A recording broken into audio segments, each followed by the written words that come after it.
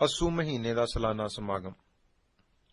ਜਿਉਂ-ਜਿਉਂ ਸੰਗਤਾਂ ਨੂੰ ਪਤਾ ਲੱਗਣ ਲੱਗਾ, ਸੰਗਤਾਂ ਦੂਰ ਨੇੜੇ ਤੋਂ ਚੱਲ ਕੇ ਬਾਬਾ ਜੀ ਦੇ ਦਰਸ਼ਨਾਂ ਨੂੰ ਆਉਣ ਲੱਗ ਪਈਆਂ।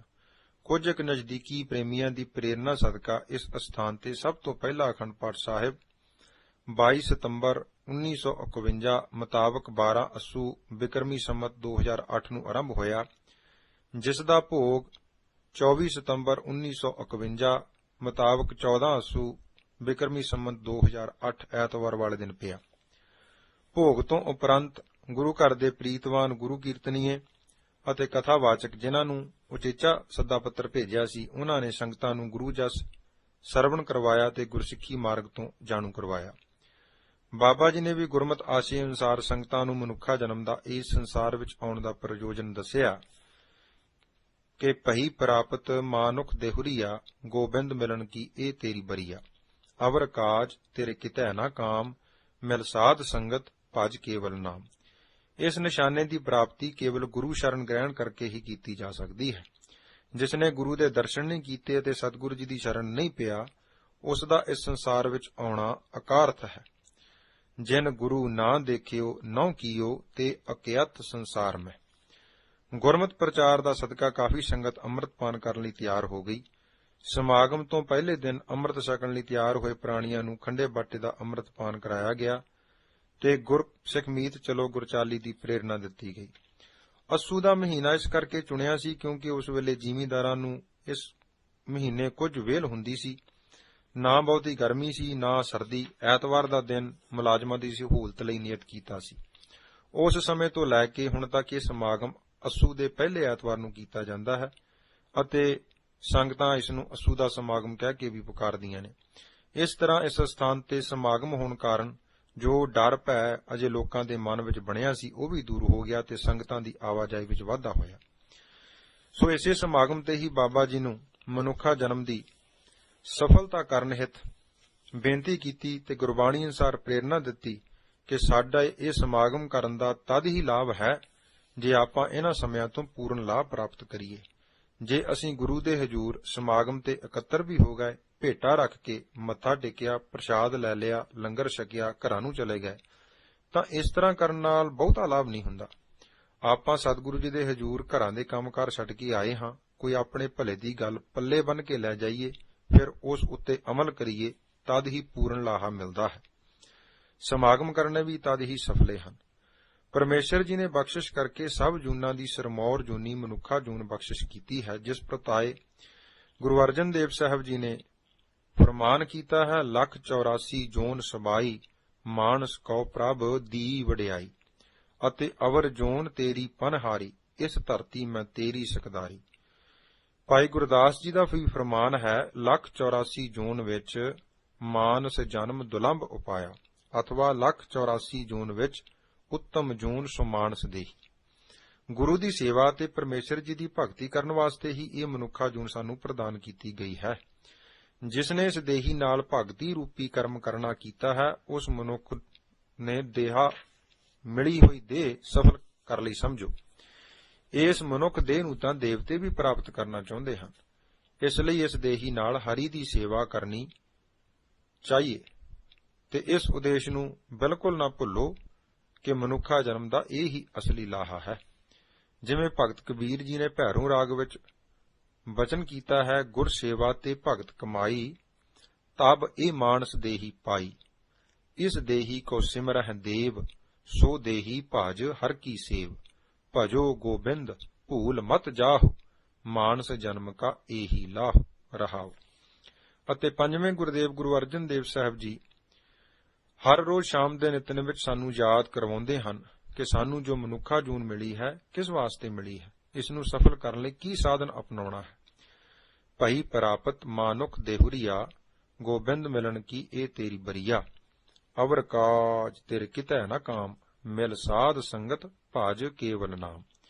ਅਤੇ ਪੰਜਵੇਂ ਗੁਰਦੇਵ ਜੀ ਇਸ ਜੀਵ ਨੂੰ ਸਾਵਧਾਨ ਕਰਦੇ ਹਨ ਕਿ ਹੇ ਜੀਵ, ਇਹ ਮਨੁੱਖਾ ਜਨਮ ਬਹੁਤ ਸਾਰੀਆਂ ਜੂਨਾਂ ਵਿੱਚ ਭਰਮਣ ਤੋਂ ਬਾਅਦ ਸਤਿਗੁਰੂ ਜੀ ਨੇ ਤੈਨੂੰ ਦੇਣਾ ਕੀਤਾ ਹੈ, ਤਾਂ ਜੋ ਤੂੰ ਇਸ ਸਰੀਰ ਨਾਲ ਨਾਮ ਸਿਮਰਨ ਸਤਸੰਗ ਕਰਕੇ ਆਪਣੇ ਅਸਲੇ ਭਾਵ ਮੂਲ ਨਾਲ ਜੁੜ ਜਾਵੇਂ। ਕਈ ਜਨਮ ਭਏ ਕੀਟ ਪਤੰਗਾ, ਕਈ ਜਨਮ ਗਜਮੀਨ ਕੁਰੰਗਾ, ਕਈ ਜਨਮ ਪੰਖੀ ਸਰਪ ਹੋਇਓ, ਕਈ ਜਨਮ ਹੈਵਰ ਬ੍ਰਿਖ ਜੋਇਓ। ਮਿਲ ਜਗਦੀਸ਼ ਮਿਲਨ ਕੀ ਬਰੀਆ, ਚਿਰੰਕਾਲ ਇਹ ਦੇ ਸੰਜਰੀਆ। ਜੇਕਰ ਇਸ ਮਿਲੇ ਅਵਸਰ ਨੂੰ ਸਫਲਾ ਨਾ ਕੀਤਾ ਤਾਂ ਮੁੜ ਮੁੜ ਕੇ ਇਹ ਮਨੁੱਖਾ ਜਨਮ ਦਾ ਸਮਾਂ ਹੱਥ ਨਹੀਂ ਆਉਣਾ। ਬਾਬਾ ਕਬੀਰ ਜੀ ਚੇਤਾਵਨੀ ਦਿੰਦੇ ਹਨ ਕਿ ਇਹ ਮਨੁੱਖ, ਇਹ ਮਾਨਸ ਜਨਮ ਬਹੁਤ ਦੁਰਲੱਭ ਹੈ, ਬਾਰ-ਬਾਰ ਨਹੀਂ ਮਿਲਣਾ। ਜਿਸ ਤਰ੍ਹਾਂ ਡਾਲੀ ਨਾਲੋਂ ਇੱਕ ਵਾਰ ਪੱਕ ਕੇ ਫਲ ਜ਼ਮੀਨ ਤੇ ਡਿੱਗ ਪਏ, ਜਿੰਨਾ ਮਰਜ਼ੀ ਯਤਨ ਦੁਬਾਰਾ ਕਰੋ, ਉਹ ਉਸ ਡਾਲੀ ਨਾਲ ਮੁੜ ਕੇ ਨਹੀਂ ਲੱਗਦਾ। ਕਬੀਰ ਮਾਨਸ ਜਨਮ ਦੁਲੰਭ ਹੈ, ਹੋਏ ਨਾ ਬਾਰੈ ਬਾਰ, ਜਿਉ ਬਨ ਫਲ ਪਾਕੇ ਭੋਏ ਗ੍ਰਹਿ, ਬਹੁਰ ਨਾ ਲਾਗੈ ਡਾਰ। ਅਤੇ ਪੰਜਵੇਂ ਸਤਿਗੁਰੂ ਜੀ ਵੀ ਸੁਚੇਤ ਕਰਦੇ ਹਨ ਕਿ ਤਰਵਰ ਵਿਛੁੰਨੇ ਨਹਿ ਪਾਤ ਜੁੜਤੇ, ਜਮ ਮਗ ਗੌਨ ਅਕੇਲੀ, ਬਿਨਵੰਤ ਨਾਨਕ ਬਿਨ ਨਾਮ ਹਰ ਕੇ, ਸਦਾ ਫਿਰਤ ਦੁਹੇਲੀ। ਇਸ ਦੁਰਲੱਭ ਮਨੁੱਖਾ ਜਨਮ ਨੂੰ ਆਪਾਂ ਸਫਲ ਕਿਵੇਂ ਕਰਨਾ ਹੈ? ਗੁਰਦੇਵ ਪੰਜਵੇਂ ਪਾਤਸ਼ਾਹ ਜੀ ਦਾ ਮਾਝ ਰਾਗ ਵਿੱਚ ਹੁਕਮ ਹੈ, ਜੋ ਸਤਿਗੁਰੂ ਗੁਰੂ ਗ੍ਰੰਥ ਸਾਹਿਬ ਜੀ ਦੇ ਪੰਨਾ 132 ਉੱਪਰ ਦਰਜ ਹੈ। ਨਿਤ ਨਿਤ ਦਏ ਸੰਭਾਲੀਐ, ਮੂਲ ਨ ਮਨੋ ਵਿਸਾਰੀਐ, ਰਹਾਉ ਸੰਤਾਂ ਸੰਗਤ ਪਾਈਐ, ਜਿਤ ਜਮ ਕੈ ਪੰਥ ਨ ਜਾਈਐ, ਤੋਸਾ ਹਰ ਕਾ ਨਾਮ ਲੈ, ਤੇਰੇ ਕੁਲੈ ਨ ਲਾਗੈ ਗਾਲ ਜੀਓ। ਜੋ ਸਿਮਰੰਦੇ ਸਾਈਐ, ਨਰਕ ਨ ਸੇਈ ਪਾਈਐ, ਤਤੀ ਵਾਵ ਨ ਲੱਗਈ, ਜਿਨ ਮਨ ਵੁੱਠਾ ਆਏ ਜੀਓ। ਸੇਈ ਸੁੰਦਰ ਸੋਹਣੇ, ਸਾਧ ਸੰਗ ਜਿਨ ਬਹਿਣੇ, ਹਰ ਧਨ ਜਿਨੀ ਸੰਜਿਆ, ਸੇਈ ਗੰਭੀਰ ਅਪਾਰ ਜੀਓ। ਹਰ ਅਮਿਓ ਰਸਾਇਣ ਪੀਵੀਐ, ਮੋਹ ਡਿਠੈ ਜਿਨ ਜਨ ਕੈ ਜੀਵੀਐ, ਕਾਰਜ ਸਭ ਸਵਾਰ ਲੈ, ਨਿਤ ਪੂਜਹੁ ਗੁਰ ਕੇ ਪਾਵ ਜੀਓ। ਜੋ ਹਰ ਕੀਤਾ ਆਪਣਾ, ਤਿਨੈ ਗੁਸਾਈ ਜਾਪਣਾ, ਸੋ ਸੂਰਾ ਪ੍ਰਧਾਨ ਸੋ, ਮਸਤਕ ਜਿਸ ਦਾ ਭਾਗ ਜੀਓ। ਮਨ ਮੰਦੇ ਪ੍ਰਭ ਅਵਗਾਹੀਆ, ਇਹ ਰਸ ਭੋਗਣ ਪਾਤ ਸਾਹੀਆਂ, ਮੰਦਾ ਮੂਲ ਨਾ ਉਪਜਿਓ, ਤਰੇ ਸੱਚੀ ਕਾਰੈ ਲਾਗ ਜੀਓ। ਕਰਤਾ ਮਨ ਵਸਾਇਆ, ਜਨਮੈ ਕਾ ਫਲ ਪਾਇਆ, ਮਨ ਭਾਵੰਦਾ ਕੰਤ ਹਰ, ਤੇਰਾ ਥਿਰ ਹੋਆ ਸੁਹਾਗ ਜੀਓ। ਅਟਲ ਪਦਾਰਥ ਪਾਇਆ, ਭੈ ਭੰਜਨ ਕੀ ਸਰਣਾਇਆ, ਲਾਏ ਅੰਚਲ ਨਾਨਕ ਤਾਰਿਅਨ, ਜਿੱਤਾ ਜਨਮ ਅਪਾਰ ਜੀਓ। ਉਂਝ ਤਾਂ ਸਰੀਰ ਦੇ ਸਾਰੇ ਅੰਗਾਂ ਨੂੰ ਸਫਲ ਕਰਨ ਵਾਸਤੇ ਸਤਿਗੁਰੂ ਜੀ ਨੇ ਉਪਦੇਸ਼ ਦਿੱਤਾ ਹੈ। ਨਿਰਾ ਉਪਦੇਸ਼ ਹੀ ਨਹੀਂ, ਬਲਕਿ ਸਫਲ ਕਰਨ ਦਾ ਢੰਗ ਵੀ ਦੱਸਿਆ ਹੈ। ਚਰਨ ਤਾਂ ਪਰ ਸਕਿਆਤ, ਚਰਨ ਗੁਰ ਅਮਰ ਪਵਲ ਰਹਿ, ਹੱਥ ਤਾਂ ਪਰ ਸਕਿਆਤ, ਹੱਥ ਲੱਗੈ ਗੁਰ ਅਮਰ ਪੈ, ਜੀ ਤਾਂ ਪਰ ਸਕਿਆਤ, ਜੀ ਗੁਰ ਅਮਰ ਭਣਿਜੈ, ਨੈਣ ਤਾਂ ਪਰ ਸਕਿਆਤ, ਨੈਣ ਗੁਰ ਅਮਰ ਪਖਿਜੈ, ਸਰਵਣ ਤਾਂ ਪਰ ਸਕਿਆਤ, ਸਰਵਣ ਗੁਰ ਅਮਰ ਸੁਣਿਜੈ, ਸਕਿਆਤ ਸੋ ਹੀਓ, ਜਿਤ ਹੀ ਬਸੈ ਗੁਰ ਅਮਰਦਾਸ, ਨਿਜ ਜਗਤ ਪਿਤ, ਸਕਿਆਤ ਸੋ ਸਿਰ ਜਾਲਪ ਭਣੈ, ਜੋ ਸਿਰ ਨਿਵੈ ਗੁਰ ਅਮਰ ਨਿਤ। ਤਥਾ ਬਿਹਾਗੜੇ ਰਾਗ ਵਿੱਚ ਚੌਥੇ ਗੁਰਦੇਵ ਗੁਰੂ ਰਾਮਦਾਸ ਜੀ ਦਾ ਫਰਮਾਨ ਹੈ, ਸਾ ਰਸਨਾ ਧਨ ਧਨ ਹੈ ਮੇਰੀ ਜਿੰਦੜੀਏ, ਗੁਣ ਗਾਵੈ ਹਰ ਪ੍ਰਭ ਕੀਰੀ ਰਾਮ, ਤੇ ਸਰਵਣ ਭਲੇ ਸੋਭ ਨੀਕ ਹੈ ਮੇਰੀ ਜਿੰਦੜੀਏ, ਹਰ ਕੀਰਤਨ ਸੁਣੈ ਹਰ ਤੇਰੇ ਰਾਮ। ਸੋ ਸੀਸ ਭਲਾ ਪਵਿੱਤਰ ਪਾਵਨ ਹੈ ਮੇਰੀ ਜਿੰਦੜੀਏ, ਜੋ ਜਾਏ ਲੱਗੈ ਗੁਰ ਪੈਰੀ ਰਾਮ, ਗੁਰ ਵਿਟਹੁ ਨਾਨਕ ਵਾਰਿਆ ਮੇਰੀ ਜਿੰਦੜੀਏ, ਜਿਨ ਹਰ ਹਰ ਨਾਮ ਚਿਤੇਰੇ ਰਾਮ। ਤੇ ਨੇਤਰ ਭਲੇ ਪ੍ਰਵਾਨ ਹੈ ਮੇਰੀ ਜਿੰਦੜੀਏ, ਜੋ ਸਾਧੂ ਸਤਗੁਰ ਦੇਖਹਿ ਰਾਮ, ਤੇ ਹਸਤ ਪੁਨੀਤ ਪਵਿੱਤਰ ਹੈ ਮੇਰੀ ਜਿੰਦੜੀਏ, ਜੋ ਹਰ ਜਸ ਹਰ ਹਰ ਲੇਖੈ ਰਾਮ। ਤਿਸ ਜਨ ਕੇ ਪਗ ਨਿਤ ਪੂਜੀਐ ਮੇਰੀ ਜਿੰਦੜੀਏ, ਜੋ ਮਾਰਗ ਧਰਮ ਚਲੇ ਸਹਿ ਰਾਮ, ਨਾਨਕ ਤਿਨ ਵਿਟਹੁ ਵਾਰਿਆ ਮੇਰੀ ਜਿੰਦੜੀਏ, ਹਰ ਸੁਣ ਹਰ ਨਾਮ ਮਨੇ ਸਹਿ ਰਾਮ। ਅਤੇ ਆਨੰਦ ਸਾਹਿਬ ਵਿੱਚ ਤੀਸਰੇ ਗੁਰਦੇਵ ਧੰਨ ਗੁਰੂ ਅਮਰਦਾਸ ਸਾਹਿਬ ਜੀ ਸਾਨੂੰ ਆਪਣੇ ਸਰੀਰ ਦੇ ਇਕੱਲੇ ਕਰਮ ਇੰਦਰੀ ਨੂੰ ਸਫਲ ਕਰਨ ਲਈ ਹੁਕਮ ਕਰਦੇ ਹਨ ਕਿ ਰਸਨਾ ਨੂੰ ਗੁਰ ਉਪਦੇਸ਼ ਸਰਵਨ ਕਰਾਉਣਾ ਹੈ ਕਿ ਹੀ ਰਸਨਾ, ਤੇਰੀ ਹੋਰ ਰਸਾਂ ਕਸਾਂ ਨੂੰ ਭੁੰਚਣ ਵਾਸਤੇ ਜੋ ਪਿਆਸ ਹੈ, ਉਹ ਉਤਨਾ ਚਿਰ ਦੂਰ ਨਹੀਂ ਹੋਣੀ ਜਿੰਨਾ ਚਿਰ ਤੇਰੇ ਵਿੱਚ ਪਰਮੇਸ਼ਰ ਜੀ ਦਾ ਨਾਮ ਨਹੀਂ ਵਸਦਾ। ਇਹ ਰਸਨਾ ਤੂੰ ਅਨ ਰਸ ਰਾਜ ਰਹੀ, ਤੇਰੀ ਪਿਆਸ ਨਾ ਜਾਏ, ਪਿਆਸ ਨਾ ਜਾਏ ਹੂਰਤ ਕਿਤੈ, ਜਿਚਰ ਹਰ ਰਸ ਪੱਲੇ ਨਾ ਪਾਏ, ਹਰ ਰਸ ਪਾਏ ਪੱਲੇ, ਪੀਐ ਹਰ ਰਸ, ਬਹੁੜ ਨਾ ਤ੍ਰਿਸ਼ਨਾ ਲਾਗੈ ਆਏ। ਅੱਖਾਂ ਨੂੰ ਹਦਾਇਤ ਕਰਨੀ ਹੈ ਕਿ ਸਾਰਿਆਂ ਵਿੱਚ ਉਸ ਪਰਮੇਸ਼ਰ, ਉਸ ਬ੍ਰਹਮ ਦੀ ਜੋਤ ਨੂੰ ਵੇਖਣਾ ਕਰੋ, ਕਿਉਂਕਿ ਇਹ ਜੋ ਸ੍ਰਿਸ਼ਟੀ ਹੈ ਸਭ ਹਰੀ ਪਰਮੇਸ਼ਰ ਜੀ ਦਾ ਹੀ ਰੂਪ ਹੈ। ਇਸ ਰਚਨਾ ਵਿੱਚੋਂ ਹਰੀ ਨੂੰ ਵੇਖਣ ਦਾ ਯਤਨ ਕਰੋ। ਇਹ ਨੇਤਰਹੁ ਮੇਰੇ ਹੋ, ਹਰ ਤੁਮ ਮਹਿ ਜੋਤ ਧਰੀ, ਹਰ ਬਿਨ ਅਵਰ ਨ ਦੇਖਹੁ ਕੋਈ, ਹਰ ਬਿਨ ਅਵਰ ਨ ਦੇਖਹੁ ਕੋਈ, ਨਦਰੀ ਹਰ ਨਿਹਾਲਿਆ। ਇਹ ਵਿਸ ਸੰਸਾਰ ਤੁਮ ਦੇਖਦੇ, ਇਹ ਹਰ ਕਾ ਰੂਪ ਹੈ, ਹਰ ਰੂਪ ਨਦਰੀ ਆਇਆ। ਕੰਨਾਂ ਨੂੰ ਸਾਵਧਾਨ ਕਰਨਾ ਹੈ ਕਿ ਹੇ ਸਰਵਣੋ, ਪਰਮੇਸ਼ਰ ਜੀ ਨੇ ਤੁਹਾਨੂੰ ਇਸ ਸਰੀਰ ਨਾਲ ਇਸ ਵਾਸਤੇ ਲਾਉਣਾ ਕੀਤਾ ਹੈ ਕਿ ਤੁਸੀਂ ਆਪਣੇ ਨਾਲ ਸੱਚੇ ਪਰਮੇਸ਼ਰ ਦੀ ਸਿਫਤੋ ਸਲਾਹ ਰੂਪੀ ਬਾਣੀ ਨੂੰ ਸੁਣ ਕੇ ਅੰਤਸ਼ਕਰਨ ਵਿੱਚ ਬਾਣੀ ਨੂੰ ਅਤੇ ਹਰੀ ਨਾਮ ਨੂੰ ਸਿੰਚਣਾ ਕਰੋ। ਇਹ ਸਰਵਣਹੁ ਮੇਰੇ ਹੋ, ਸਾਚੈ ਸੁਣਨੈ ਨੂੰ ਪਠਾਏ, ਸਾਚੈ ਸੁਣਨੈ ਨੂੰ ਪਠਾਏ, ਸਰੀਰ ਲਾਏ ਸੁਣੋ ਸਤ ਬਾਣੀ।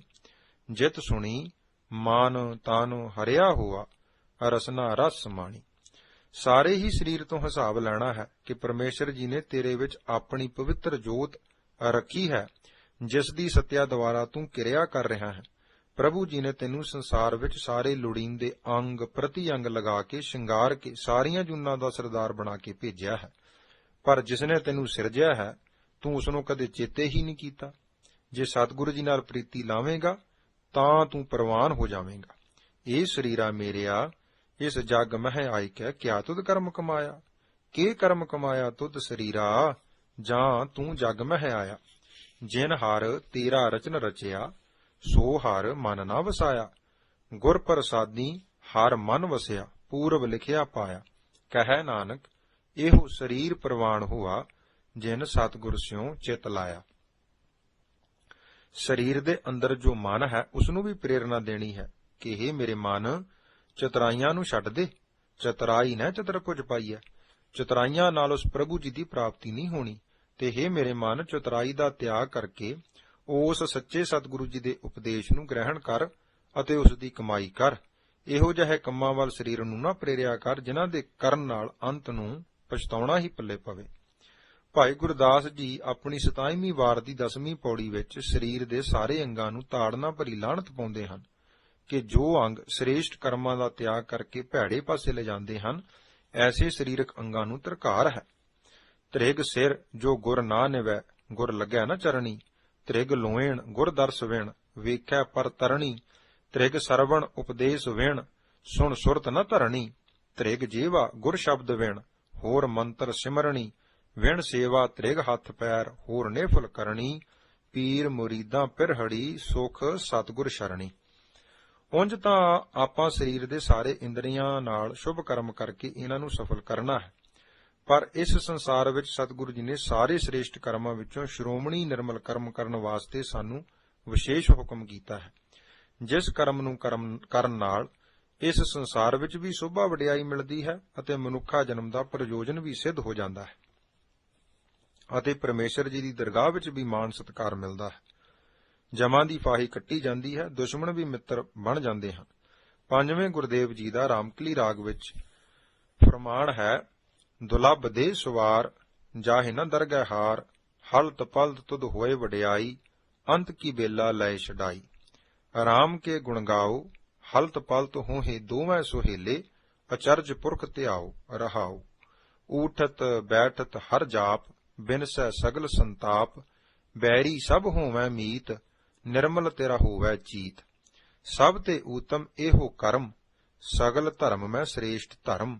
ਹਰ ਸਿਮਰਨ ਤੇਰਾ ਹੋਏ ਉਧਾਰ, ਜਨਮ ਜਨਮ ਕਾ ਉਤਰੈ ਭਾਰ।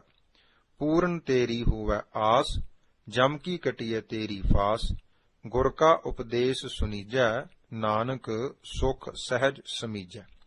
ਅਤੇ ਗੁਰੂ ਨਾਨਕ ਪਾਤਸ਼ਾਹ ਜੀ ਹੁਕਮ ਕਰਦੇ ਹਨ ਕਿ ਜਪਹੁ ਤਾਂ ਏਕੋ ਨਾਮਾ, ਅਵਰ ਨਿਰਾਫਲ ਕਾਮਾ।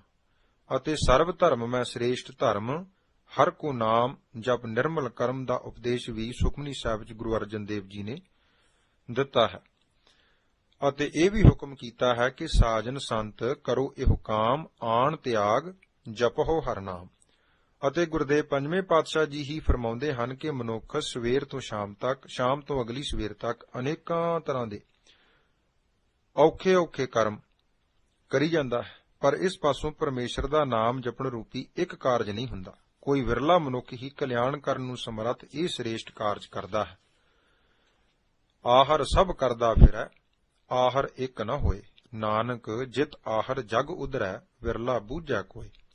ਸੰਸਾਰ ਵਿੱਚ ਜਿੰਨੇ ਵੀ ਪੁੰਨ, ਦਾਨ, ਜਪ, ਤਪ, ਸੰਜਮ ਤਥਾ ਸ੍ਰੇਸ਼ਟ ਕਰਮ ਕਰਨੇ ਹਨ, ਸਭ ਤੋਂ ਸ਼੍ਰੋਮਣੀ ਤੇ ਸ੍ਰੇਸ਼ਟ ਕਲਯੁਗ ਵਿੱਚ ਫਲਦਾਇਕ ਪ੍ਰਭੂ ਜੀ ਦਾ ਪਿਆਰਾ ਨਾਮ ਹੀ ਹੈ। ਪੁੰਨ, ਦਾਨ, ਜਪ, ਤਪ ਜੇਤੇ ਸਭ ਉਪਰ ਨਾਮ, ਹਰ ਹਰ ਰਸਨਾ ਜੋ ਜਪੈ ਤਿਸ ਪੂਰਨ ਕਾਮ। ਆਸਾ ਰਾਗ ਵਿੱਚ ਧੰਨ ਗੁਰੂ ਅਰਜਨ ਦੇਵ ਸਾਹਿਬ ਜੀ ਦਾ ਇਹ ਫਰਮਾਨ ਸਾਡੇ ਵਾਸਤੇ ਹੈ। ਕਰਮ ਧਰਮ ਅਨੇਕ ਕਿਰਿਆ, ਸਭ ਉਪਰ ਨਾਮ ਅਚਾਰ। ਤਥਾ ਪੁੰਨ ਦਾਨ ਨ ਤੁਲ ਕਿਰਿਆ, ਹਰ ਸਰਬ ਪਾਪਾਂ ਹੰਤ ਜੀਓ। ਬਿਨਵੰਤ ਨਾਨਕ ਸਿਮਰ ਜੀਵਾ, ਜਨਮ ਮਰਨ ਰਹੰਤ ਜੀਓ। ਅਤੇ ਸਭ ਤੀਰਥ ਵਰਤ ਜਗ ਪੁੰਨ ਤੋਲਾਹਾ, ਹਰ ਹਰ ਨਾਮ ਨ ਪੁਜਾ ਪੁਜਾਹਾ। ਹਰ ਹਰ ਅਤੋਲ ਤੋਲ ਅਤ ਭਾਰੀ, ਗੁਰਮਤਿ ਜਪ ਉਮਾਹਾ ਰਾਮ। ਖਾਸ ਕਰਕੇ ਹੁਣ ਜੋ ਕਲਯੁਗ ਦਾ ਸਮਾਂ ਚੱਲ ਰਿਹਾ ਹੈ, ਇਸ ਵਿੱਚ ਤਾਂ ਸਤਿਗੁਰੂ ਜੀ ਨੇ ਕੇਵਲ ਤੇ ਕੇਵਲ ਨਾਮ ਦਾ ਬੀਜ ਬੀਜਣ ਵਾਸਤੇ ਹੀ ਹੁਕਮ ਕੀਤਾ ਹੈ ਅਤੇ ਲੋਕਾਈ ਨੂੰ ਸੁਚੇਤ ਕੀਤਾ ਹੈ ਕਿ ਮਤਾ ਹੋਰਨਾਂ ਕਰਮਾਂ ਧਰਮਾਂ ਵਿੱਚ ਪੈ ਜਾਇਓ, ਕਿਉਂਕਿ ਇਹਨਾਂ ਦੇ ਕਰਨ ਦਾ ਹੁਣ ਸਮਾਂ ਨਹੀਂ ਹੈ। ਸੋ ਭਰਮ ਭੁਲੇਖੇ ਵਿੱਚ ਨਹੀਂ ਪੈਣਾ। ਅਬ ਕਲੂ ਆਇਓ ਰੇ, ਇਕ ਨਾਮ ਬੋਵਹੁ ਬੋਵਹੁ, ਅਨਰੂਤ ਨਾਹੀ ਨਾਹੀ, ਮਤ ਭਰਮ ਭੂਲਹੁ ਭੂਲੋ। ਭਗਤ ਰਵਿਦਾਸ ਜੀ ਤਿੰਨਾਂ ਯੁੱਗਾਂ ਦੇ ਕਰਮਾਂ ਦਾ ਹਵਾਲਾ ਦੇ ਕੇ ਕਲਯੁਗੀ ਜੀਵਾਂ ਨੂੰ ਪਰਮੇਸ਼ਰ ਜੀ ਦੀ ਪ੍ਰਾਪਤੀ ਦਾ ਮਾਰਗ ਦਰਸਾਉਂਦੇ ਹਨ ਕਿ ਇਹ ਜੀਵ ਸਤਯੁਗ ਵਿੱਚ ਸੱਚ ਪ੍ਰਧਾਨ ਸੀ, ਤ੍ਰੇਤੇ ਵਿੱਚ ਜਗ ਕਰਨੇ ਸੁਖੈਨ ਸਨ ਅਤੇ ਪਰਮਾਰਥ ਦਾ ਰਸਤਾ ਸੀ, ਅਤੇ ਦੁਆਪਰ ਵਿੱਚ ਪੂਜਾ ਆਦਿ ਕਰਮਾਂ ਨਾਲ ਖਲਾਸੀ ਹੋ ਜਾਂਦੀ ਸੀ। ਇਹ ਤਿੰਨਾਂ ਯੁੱਗਾਂ ਦੇ ਤਿੰਨ ਪ੍ਰਧਾਨ ਕਰਮ ਸਨ। ਪਰ ਹੁਣ ਕਲਯੁਗ ਦਾ ਸਮਾਂ ਆ ਗਿਆ ਹੈ। ਇਸ ਵਿੱਚ ਕੇਵਲ ਤੇ ਕੇਵਲ ਪਰਮੇਸ਼ਰ ਜੀ ਦੇ ਨਾਮ ਜਪਣ ਨਾਲ ਹੀ ਜੀਵਾਂ ਦਾ ਉਧਾਰ ਹੋਣਾ ਹੈ। ਸਤਯੁਗ ਸਤ, ਤੇਤਾ ਜਗੀ, ਦੁਆਪਰ ਪੂਜਾ ਚਾਰ, ਤੀਨੋਂ ਯੁਗ ਤੀਨੋਂ ਦਿੜੇ, ਕਾਲ ਕੇਵਲ ਨਾਮ ਆਧਾਰ। ਨੌਵੇਂ ਗੁਰਦੇਵ ਧੰਨ ਗੁਰੂ ਤੇਗ ਬਹਾਦਰ ਸਾਹਿਬ ਜੀ ਵੀ ਇਹੀ ਹੁਕਮ ਕਰਦੇ ਹਨ ਕਿ ਹੇ ਭਾਈ, ਹੁਣ ਕਲਯੁਗ ਦੇ ਸਮੇਂ ਵਿੱਚ ਕਿਰਪਾ ਦੇ ਭੰਡਾਰ ਵਾਹਿਗੁਰੂ ਜੀ ਦੇ ਨਾਮ ਜਪਣ ਦਾ ਸਦਕਾ ਹੀ ਜੀਵ ਆਤਮਾ ਦੀ ਕਲਿਆਣ ਸੰਭਵ ਹੈ। ਇਹ ਗੱਲ ਤਾਂ ਵੇਦ ਵੀ ਕਹਿੰਦਾ ਹੈ ਕਿ ਹੋਰ ਕਰਮ ਧਰਮ ਨਾਮ ਦੀ ਬਰਾਬਰਤਾ ਨਹੀਂ ਕਰ ਸਕਦੇ। ਕਲ ਮੈਂ ਏਕ ਨਾਮ ਕਿਰਪਾ ਨਿਧ, ਜਾਹੇ ਜਪੈ ਗਤ ਪਾਵੈ, ਔਰ ਧਰਮ ਤਾਂ ਕੈ ਸਮ ਨਾਹਿਨ, ਇਹ ਬਿਦ ਬੇਦ ਬਤਾਵੈ। ਤੀਸਰੇ ਗੁਰਦੇਵ ਧੰਨ ਗੁਰੂ ਅਮਰਦਾਸ ਸਾਹਿਬ ਜੀ ਇਸ ਕਲਯੁਗ ਦੇ ਸਮੇਂ ਵਿੱਚ ਨਾਮ ਜਪਣ ਨੂੰ ਹੀ ਪ੍ਰਧਾਨਤਾ ਦਿੰਦੇ ਹੋਏ ਹੁਕਮ ਕਰਦੇ ਹਨ ਕਿ ਜਤ ਰੱਖਣਾ, ਇੰਦਰੀਆਂ ਨੂੰ ਰੋਕ ਕੇ ਤੀਰਥ ਕਰਨੇ ਆਦਿ ਇਹ ਧਰਮ ਦੀ ਮਰਜ਼ਾਦਾ ਚਲੀ ਆਉਂਦੀ ਸੀ। ਪਰ ਹੁਣ ਕਲਯੁਗ ਵਿੱਚ ਕੇਵਲ ਇੱਕੋ ਹਰੀ ਦੇ ਗੁਣ ਗਾਉਣੇ, ਨਾਮ ਜਪਣਾ ਹੀ ਆਤਮਾ ਦੇ ਉਧਾਰ ਦਾ ਇੱਕਮਾਤਰ ਸਾਧਨ ਹੈ। ਜਤ ਸੰਜਮ ਤੀਰਥ ਉਹਨਾਂ ਯੁੱਗਾਂ ਕਾ ਧਰਮ ਹੈ, ਕਲ ਮਹਿ ਕੀਰਤ ਹਰਨਾਮਾ। ਪੰਜਵੇਂ ਗੁਰਦੇਵ ਗੁਰੂ ਅਰਜਨ ਦੇਵ ਸਾਹਿਬ ਜੀ ਭੈਰੋਂ ਰਾਗ ਵਿੱਚ ਸਾਡੇ ਕਲਯੁਗੀ ਜੀਵਾਂ ਦੇ ਉਧਾਰ ਲਈ ਉਪਦੇਸ਼ ਦਿੰਦੇ ਹਨ ਕਿ ਕਲਯੁਗ ਦੇ ਇਸ ਸਮੇਂ ਵਿੱਚ ਕੇਵਲ ਨਾਮ ਜਪਣ ਨਾਲ ਹੀ ਉਧਾਰ ਹੋ ਸਕਣਾ ਸੰਭਵ ਹੈ। ਅਸੀਂ ਇਹ ਬ੍ਰਹਮ ਦੀ ਪ੍ਰਾਪਤੀ ਕਰਨ ਵਾਲੇ ਬਚਨ ਉਚਾਰਨ ਕੀਤੇ ਹਨ। ਕਲਯੁਗ ਮੈਂ ਇੱਕ ਨਾਮ ਉਧਾਰ, ਨਾਨਕ ਬੋਲੇ ਬ੍ਰਹਮ ਵਿਚਾਰ। ਚੌਥੇ ਗੁਰਦੇਵ ਗੁਰੂ ਰਾਮਦਾਸ ਸਾਹਿਬ ਜੀ ਕਲਯੁਗ ਵਿੱਚ ਨਾਮ ਦੀ ਸ੍ਰੇਸ਼ਟਤਾ ਪ੍ਰਥਾਏ ਹੁਕਮ ਕਰਦੇ ਹਨ ਕਿ ਨਾਮ ਪਦਾਰਥ ਹੀ ਸ੍ਰੇਸ਼ਟ ਹੈ। ਜਿਨ੍ਹਾਂ ਨੇ ਵੀ ਭਗਤ ਜਨ ਬਣ ਕੇ ਨਾਮ ਦੀ ਕਮਾਈ ਕੀਤੀ, ਉਹ ਸਾਰੇ ਤਰਗ ਹੈ, ਭਾਵੇਂ ਕੋਈ ਨੀਵੀਂ ਜਾਤੀ ਵਾਲਾ ਸੀ, ਭਾਵੇਂ ਕੋਈ ਉੱਚੀ ਨਾਲ ਸੰਬੰਧਿਤ ਸੀ। ਕਲਯੁਗ ਨਾਮ ਪ੍ਰਧਾਨ ਪਦਾਰਥ, ਭਗਤ ਜਨਾ ਉਧਰੇ, ਨਾਮਾ ਜੈ ਦਿਓ ਕਬੀਰ ਤਰਲੋਚਨ, ਸਭ ਦੋਖ ਗਏ ਚਮਰੇ। ਰੋਜ਼ਾਨਾ ਰਹਿਰਾ ਸਾਹਿਬ ਦੇ ਪਾਠ ਸਮੇਂ ਗੁਰਦੇਵ ਸਤਿਗੁਰੂ ਜੀ ਫਰਮਾਨ ਕਰਦੇ ਹਨ ਕਿ ਕਲਯੁਗ ਵਿੱਚ ਸਭ ਤੋਂ ਵੱਡਾ ਪੁੰਨ ਕੇਵਲ ਉਸ ਪ੍ਰਕਾਸ਼ ਸਰੂਪ ਵਾਹਿਗੁਰੂ ਦੇ ਗੁਣ ਗਾਉਣੇ ਹੀ ਹਨ। ਕਲ ਮੈਂ ਇਹੋ ਪੁੰਨ ਗੁਣ ਗੋਬਿੰਦ ਗਾਹੇ। ਚੌਥੇ ਗੁਰਦੇਵ ਗੁਰੂ ਰਾਮਦਾਸ ਸਾਹਿਬ ਜੀ ਤਾਂ ਆਪਣਾ ਅਟਲ ਫੈਸਲਾ ਸੁਣਾਉਂਦੇ ਹੋਏ ਚੇਤਾਵਨੀ ਦਿੰਦੇ ਹਨ ਕਿ ਜੋ ਕਲਯੁਗ ਦੇ ਸਮੇਂ ਵਿੱਚ ਨਾਮ ਦੇ ਬੀਜ ਨੂੰ ਬੀਜਣ ਦੀ ਥਾਂ ਕਰਮਾਂ ਧਰਮਾਂ ਦੇ ਬੀਜ ਬੀਜਦੇ ਹਨ, ਭਾਵ ਨਾਮ ਨੂੰ ਛੱਡ ਕੇ ਹੋਰ ਫੋਕਟ ਕਰਮ ਕਾਂਡਾਂ ਦੇ ਧਾਰਨੀ ਬਣ ਜਾਂਦੇ ਹਨ, ਇੰਜ ਜਾਣ ਲਵੋ ਉਹਨਾਂ ਨੇ ਲਾਭ ਤਾਂ ਕੀ ਖੱਟਣਾ ਸੀ, ਸਗੋਂ ਸਵਾਸਾਂ ਰੂਪੀ ਪੂੰਜੀ ਜੋ ਪਰਮੇਸ਼ਰ ਜੀ ਨੇ ਮੂਲ ਰੂਪ ਵਿੱਚ ਬਖਸ਼ਿਸ਼ ਕੀਤੀ ਸੀ, ਉਹ ਵੀ ਵਿਅਰਥ ਗਵਾ ਲੈਂਦੇ ਹਨ। ਆਸਾ ਰਾਗ ਵਿੱਚ ਧੰਨ ਗੁਰੂ ਰਾਮਦਾਸ ਸਾਹਿਬ ਜੀ ਦਾ ਪਾਵਨ ਬਚਨ ਪੰਨਾ 446 ਉੱਪਰ ਸੁਸ਼ੋਭਿਤ ਹੈ। ਕਲਯੁਗ ਬੀਜ ਬੀਜੇ ਬਿਨ ਨਾਵੈ, ਸਭ ਲਾਹਾ ਮੂਲ ਗਵਾਇਆ। ਉਪਰੋਕਤ ਗੁਰਵਾਕਾਂ ਰਾਹੀਂ ਅਤੇ ਹੋਰ ਬੇਅੰਤ ਗੁਰੂ ਕੀ ਬਾਣੀ ਰਾਹੀਂ ਸਾਨੂੰ ਇਹ ਪ੍ਰੇਰਣਾ ਮਿਲਦੀ ਹੈ ਕਿ ਮਨੁੱਖਾ ਜਨਮ ਦੀ ਸਫਲਤਾ ਵਾਸਤੇ ਅਤੇ ਜੀਵ ਆਤਮਾ ਦੀ ਪ੍ਰਭੂ ਦਰ ਸਮਾਈ ਵਾਸਤੇ ਸਤਿਗੁਰੂ ਜੀ ਨੇ ਇਸ ਕਲਯੁਗ ਦੇ ਸਮੇਂ ਵਿੱਚ ਨਾਮ ਨੂੰ ਹੀ ਪ੍ਰਧਾਨਤਾ ਦਿੱਤੀ ਹੈ ਅਤੇ ਨਾਮ ਜਪਣ ਵਾਸਤੇ ਹੀ ਸਾਰੀ ਗੁਰਬਾਣੀ ਵਿੱਚ ਪ੍ਰੇਰਣਾ ਹੈ। ਜੇ ਇੰਜ ਕਹਿ ਲਈਏ ਤਾਂ ਕੋਈ ਅਤਕਥਨੀ ਨਹੀਂ ਹੋਵੇਗੀ ਕਿ ਪਰਮੇਸ਼ਰ ਜੀ ਨੇ ਇਹ ਮਨੁੱਖਾ ਜੀਵਨ ਦਿੱਤਾ ਹੀ ਨਾਮ ਜਪਣ ਵਾਸਤੇ ਹੈ, ਤਾਂ ਜੋ ਅਨੇਕਾਂ ਜੂਨਾਂ ਵਿੱਚ ਕਰਮਾਂ ਅਨੁਸਾਰ ਭਰਮਣ ਪਿੱਛੋਂ ਇਹ ਜੀਵਾਤਮਾ ਪ੍ਰਭੂ ਪਰਮੇਸ਼ਰ ਜੀ ਵਿੱਚ ਨਾਮ ਸਿਮਰਨ ਦੁਆਰਾ ਅਭੇਦ ਹੋ ਸਕੇ। ਜੋ ਮਨੁੱਖਾ ਜਨਮ ਨੂੰ ਸੰਸਾਰਕ ਧੰਦਿਆਂ ਅਤੇ ਫੋਕਟ ਕਰਮਾਂ ਧਰਮਾਂ ਤੱਕ ਹੀ ਸੀਮਤ ਰੱਖ ਅਜਾਈਂ ਹੀ ਸਮਾਂ ਗਵਾ ਕੇ ਇਸ ਸੰਸਾਰ ਤੋਂ ਚਲੇ ਜਾਂਦਾ ਹੈ। ਗੁਰਦੇਵ ਤੀਸਰੇ ਪਾਤਸ਼ਾਹ ਜੀ ਕਿੰਨੀ ਤਾੜਨਾ ਕਰਕੇ ਲਾਹਨਤ ਪਾਉਂਦੇ ਹਨ ਕਿ ਲਾਹਨਤ ਹੈ ਐਸੇ ਜੀਵ ਨੂੰ ਸਮੇਤ ਟੱਬਰ ਅਤੇ ਮਿੱਤਰਾਂ ਦੇ, ਜਿਸ ਦੇ ਸਰੀਰ ਨਾਲ ਇਸ ਜਨਮ ਵਿੱਚ ਮਾਲਕ ਨੂੰ ਪ੍ਰਾਪਤ ਹੀ ਨਹੀਂ ਕੀਤਾ। ਮਨੁੱਖਾ ਜਨਮ ਜੋ 84 ਲੱਖ ਜੂਨ ਦਾ ਸਿਖਰਲਾ ਡੰਡਾ ਹੈ, ਜੇ ਇਹ ਹੱਥ ਵਿੱਚੋਂ ਛੁੱਟ ਗਿਆ ਤਦ ਮੁੜ ਪ੍ਰਾਪਤ ਨਹੀਂ ਹੋਣਾ ਅਤੇ ਜਨਮ ਵਿਅਰਥ ਹੀ ਚਲਾਇਆ ਜਾਣਾ ਹੈ। ਗੁਰੂ ਅਮਰਦਾਸ ਜੀ ਦਾ ਬਿਲਾਵਲ ਰਾਗ ਵਿੱਚ ਫਰਮਾਨ, ਤ੍ਰਿਗ ਸਰੀਰ ਕੁਟੰਬ ਸਹਿਤ ਸਿਉ ਜਿਤ ਹੁਣ ਖਸਮ ਨਾ ਪਾਇਆ, ਪੌੜੀ ਛੁਟਕੀ ਫਿਰ ਹਾਥ ਨਾ ਆਵੈ, ਅਹਿਲਾ ਜਨਮ ਗਵਾਇਆ। ਚੌਥੇ ਪਾਤਸ਼ਾਹ ਸ੍ਰੀ ਗੁਰੂ ਰਾਮਦਾਸ ਸਾਹਿਬ ਜੀ ਫਰਮਾਨ ਕਰਦੇ ਹਨ ਕਿ ਜਿਹੜੇ ਮਨੁੱਖਾ ਜਨਮ ਪਾ ਕੇ ਵੀ ਨਾਮ ਨਹੀਂ ਜਪਦੇ, ਜੇ ਉਹਨਾਂ ਦੀ ਮਾਤਾ ਨੂੰ ਹਰੀ ਪਰਮੇਸ਼ਰ ਬਾਝ ਹੀ ਕਰ ਦਿੰਦਾ ਤਾਂ ਚੰਗਾ ਸੀ। ਉਹ ਨਾਮ ਤੋਂ ਵਿਹੂਣੇ, ਨਾਮ ਤੋਂ ਸੱਖਣੇ, ਨਾਮ ਤੋਂ ਖਾਲੀ ਇਸ ਸੰਸਾਰ ਵਿੱਚ ਇਵੇਂ ਫਸੇ ਹੋਏ ਖਪ ਰਹੇ ਹਨ ਜਿਵੇਂ ਕੋਈ ਮੀਚਕਣਿਆਂ ਰੂਪੀ ਕੰਡਿਆਂ ਦੇ ਵਿੱਚ ਫਸਿਆ ਪਰੇਸ਼ਾਨ ਹੁੰਦਾ ਹੈ। ਜਿਨ ਹਰ ਹਿਰਦੈ ਨਾਮ ਨਾ ਬਸਿਓ, ਤਿਨ ਮਾਤ ਕੀਜੈ ਹਰ ਬਾਂਝਾ, ਤੈਨ ਸੁਣੀ ਦੇਹ ਫਿਰ ਹੈ ਬਿਨ ਨਾਵੈ, ਓਏ ਖਪ ਖਪ ਮੂਹੇ ਕਰਾਂਝਾ। ਹੁਣ ਪ੍ਰਸ਼ਨ ਪੈਦਾ ਹੁੰਦਾ ਹੈ ਕਿ ਜੀਵ ਆਤਮਾ ਦੀ ਪ੍ਰਭੂ ਦਰ ਸਮਾਈ ਕਰਵਾ ਕੇ ਸ਼ਾਂਤੀ ਪ੍ਰਦਾਨ ਕਰਨ ਵਾਲਾ ਇਹ ਸ੍ਰੇਸ਼ਟ ਨਾਮ, ਜਿਸ ਤੋਂ ਬਿਨਾਂ ਕਲਿਆਣ ਹੋ ਸਕਣੀ ਅਸੰਭਵ ਹੈ ਅਤੇ ਸਾਰੀ ਗੁਰੂ ਕੀ ਬਾਣੀ ਵਾਰ-ਵਾਰ ਜਿਸ ਨੂੰ ਜਪਣ ਲਈ ਉਪਦੇਸ਼ ਕਰਦੀ ਹੈ, ਇੰਨੀ ਮਹਾਨਤਾ ਵਾਲਾ ਨਾਮ ਕਿੱਥੋਂ ਅਤੇ ਕਿਵੇਂ ਪ੍ਰਾਪਤ ਹੋ ਸਕਦਾ ਹੈ। ਸਤਿਗੁਰੂ ਸ੍ਰੀ ਗੁਰੂ ਰਾਮਦਾਸ ਜੀ ਫਰਮਾਨ ਕਰਦੇ ਹਨ ਕਿ ਸਤਿਗੁਰੂ ਜੀ ਹੀ ਹਰੀ ਨਾਮ ਦੇ ਦਾਤੇ ਹਨ। ਜਿਨ੍ਹਾਂ ਉੱਪਰ ਪ੍ਰਭੂ ਦੀ ਬਖਸ਼ਿਸ਼ ਹੁੰਦੀ ਹੈ, ਉਹਨਾਂ ਨੂੰ ਗੁਰੂ ਦੀ ਪ੍ਰਾਪਤੀ ਹੁੰਦੀ ਹੈ। ਕਿਉਂਕਿ ਹਰੀ ਨੂੰ ਸਤਿਗੁਰੂ ਜੀ ਨੇ ਆਪ ਬੁੱਝਿਆ ਹੈ, ਇਸ ਕਰਕੇ ਗੁਰੂ ਵਰਗਾ ਸੰਸਾਰ ਵਿੱਚ ਹੋਰ ਕੋਈ ਨਹੀਂ। ਸ੍ਰੀ ਰਾਗ ਵਿੱਚ ਗੁਰੂ ਰਾਮਦਾਸ ਸਾਹਿਬ ਜੀ ਦਾ ਪੰਨਾ 39 ਤੇ ਇਹ ਪਾਵਨ ਫਰਮਾਨ, ਸਤਿਗੁਰ ਦਾਤਾ ਹਰ ਨਾਮ ਕਾ ਪ੍ਰਭ ਆਪ ਮਿਲਾਵੈ ਸੋਏ, ਸਤਿਗੁਰ ਹਰ ਪ੍ਰਭ ਬੁੱਝਿਆ ਗੁਰ ਜੇਵੜ ਅਵਰ ਨਾ ਕੋਈ। ਤੀਸਰੇ ਗੁਰਦੇਵ ਜੀ ਗੌੜੀ ਰਾਗ ਵਿੱਚ ਪ੍ਰੇਰਨਾ ਦਿੰਦੇ ਹਨ ਕਿ ਸਤਿਗੁਰੂ ਪਾਸੋਂ ਹੀ ਨਾਮ ਦੀ ਪ੍ਰਾਪਤੀ ਹੋਣੀ ਹੈ ਅਤੇ ਸਤਿਗੁਰੂ ਦੀ ਪ੍ਰਾਪਤੀ ਕਿਸ ਨੂੰ ਹੁੰਦੀ ਹੈ, ਜਿਸ ਉੱਪਰ ਪ੍ਰਭੂ ਜੀ ਦੀ ਕਿਰਪਾ ਦ੍ਰਿਸ਼ਟੀ ਹੋਵੇ। ਸਤਿਗੁਰ ਤੇ ਨਾਮ ਪਾਈਐ ਕਰਮ ਮਿਲੈ ਪ੍ਰਭ ਸੋਏ। ਸਤਿਗੁਰ ਦਾਤੇ ਨੇ ਹਿਰਦੇ ਵਿੱਚ ਨਾਮ ਦ੍ਰਿੜ ਕਰਵਾ ਦਿੱਤਾ, ਜਿਸ ਸਦਕਾ ਸਾਡੇ ਮੱਥੇ ਦੇ ਭਾਗ ਸ੍ਰੇਸ਼ਟ ਬਣ ਗਏ। ਪਰ ਸਤਿਗੁਰਾਂ ਨੇ ਨਾਮ ਕਦੋਂ ਦ੍ਰਿੜ ਕਰਵਾਇਆ? ਜਦ ਇਸ ਜੀਵ ਨੇ ਸਭ ਕੁਝ ਬਿਨਾਂ ਸ਼ਰਤ ਗੁਰੂ ਨੂੰ ਸਮਰਪਿਤ ਕਰ ਦਿੱਤਾ। ਧੰਨ ਗੁਰੂ ਰਾਮਦਾਸ ਸਾਹਿਬ ਜੀ ਦਾ ਗੌੜੀ ਪੂਰਬੀ ਵਿੱਚ ਇਹ ਫਰਮਾਨ ਹੈ, ਹਰ ਹਰ ਅਰਥ ਸਰੀਰ ਹਮ ਵੇਚਿਆ, ਪੂਰੇ ਗੁਰ ਕੈ ਆਗੈ, ਸਤਿਗੁਰ ਦਾਤੈ ਨਾਮ ਦ੍ਰਿੜਾਇਆ, ਮੁਖ ਮਸਤਕ ਭਾਗ ਸੁਭਾਗੈ। ਸਤਿਗੁਰਾਂ ਦਾ ਹੋਰ ਹੁਕਮ ਹੈ ਕਿ ਪੂਰੇ ਗੁਰੂ ਤੋਂ ਬਿਨਾਂ ਨਾਮ ਦੀ ਪ੍ਰਾਪਤੀ ਨਹੀਂ ਹੋਣੀ ਅਤੇ ਨਾਮ ਤੋਂ ਬਿਨਾਂ ਇਸ ਜੀਵ ਦਾ ਭਰਮ ਦੂਰ ਨਹੀਂ ਹੋਣਾ ਅਤੇ ਜਿਸ ਕਾਰਨ ਨਿਜ ਘਰ ਵਿੱਚ ਵਾਸ ਨਹੀਂ ਮਿਲ ਸਕਣਾ। ਬਿਨ ਸਤਿਗੁਰ ਨਾਮ ਨਾ ਪਾਈਐ ਭਾਈ, ਬਿਨ ਨਾਮੈ ਭਰਮ ਨਾ ਜਾਈ। ਅਤੇ ਪੂਰੇ ਗੁਰ ਤੇ ਨਾਮ ਪਾਇਆ ਜਾਏ, ਜੋਗ ਜੁਗਤ ਸੱਚ ਰਹਿਆ ਸਮਾਏ।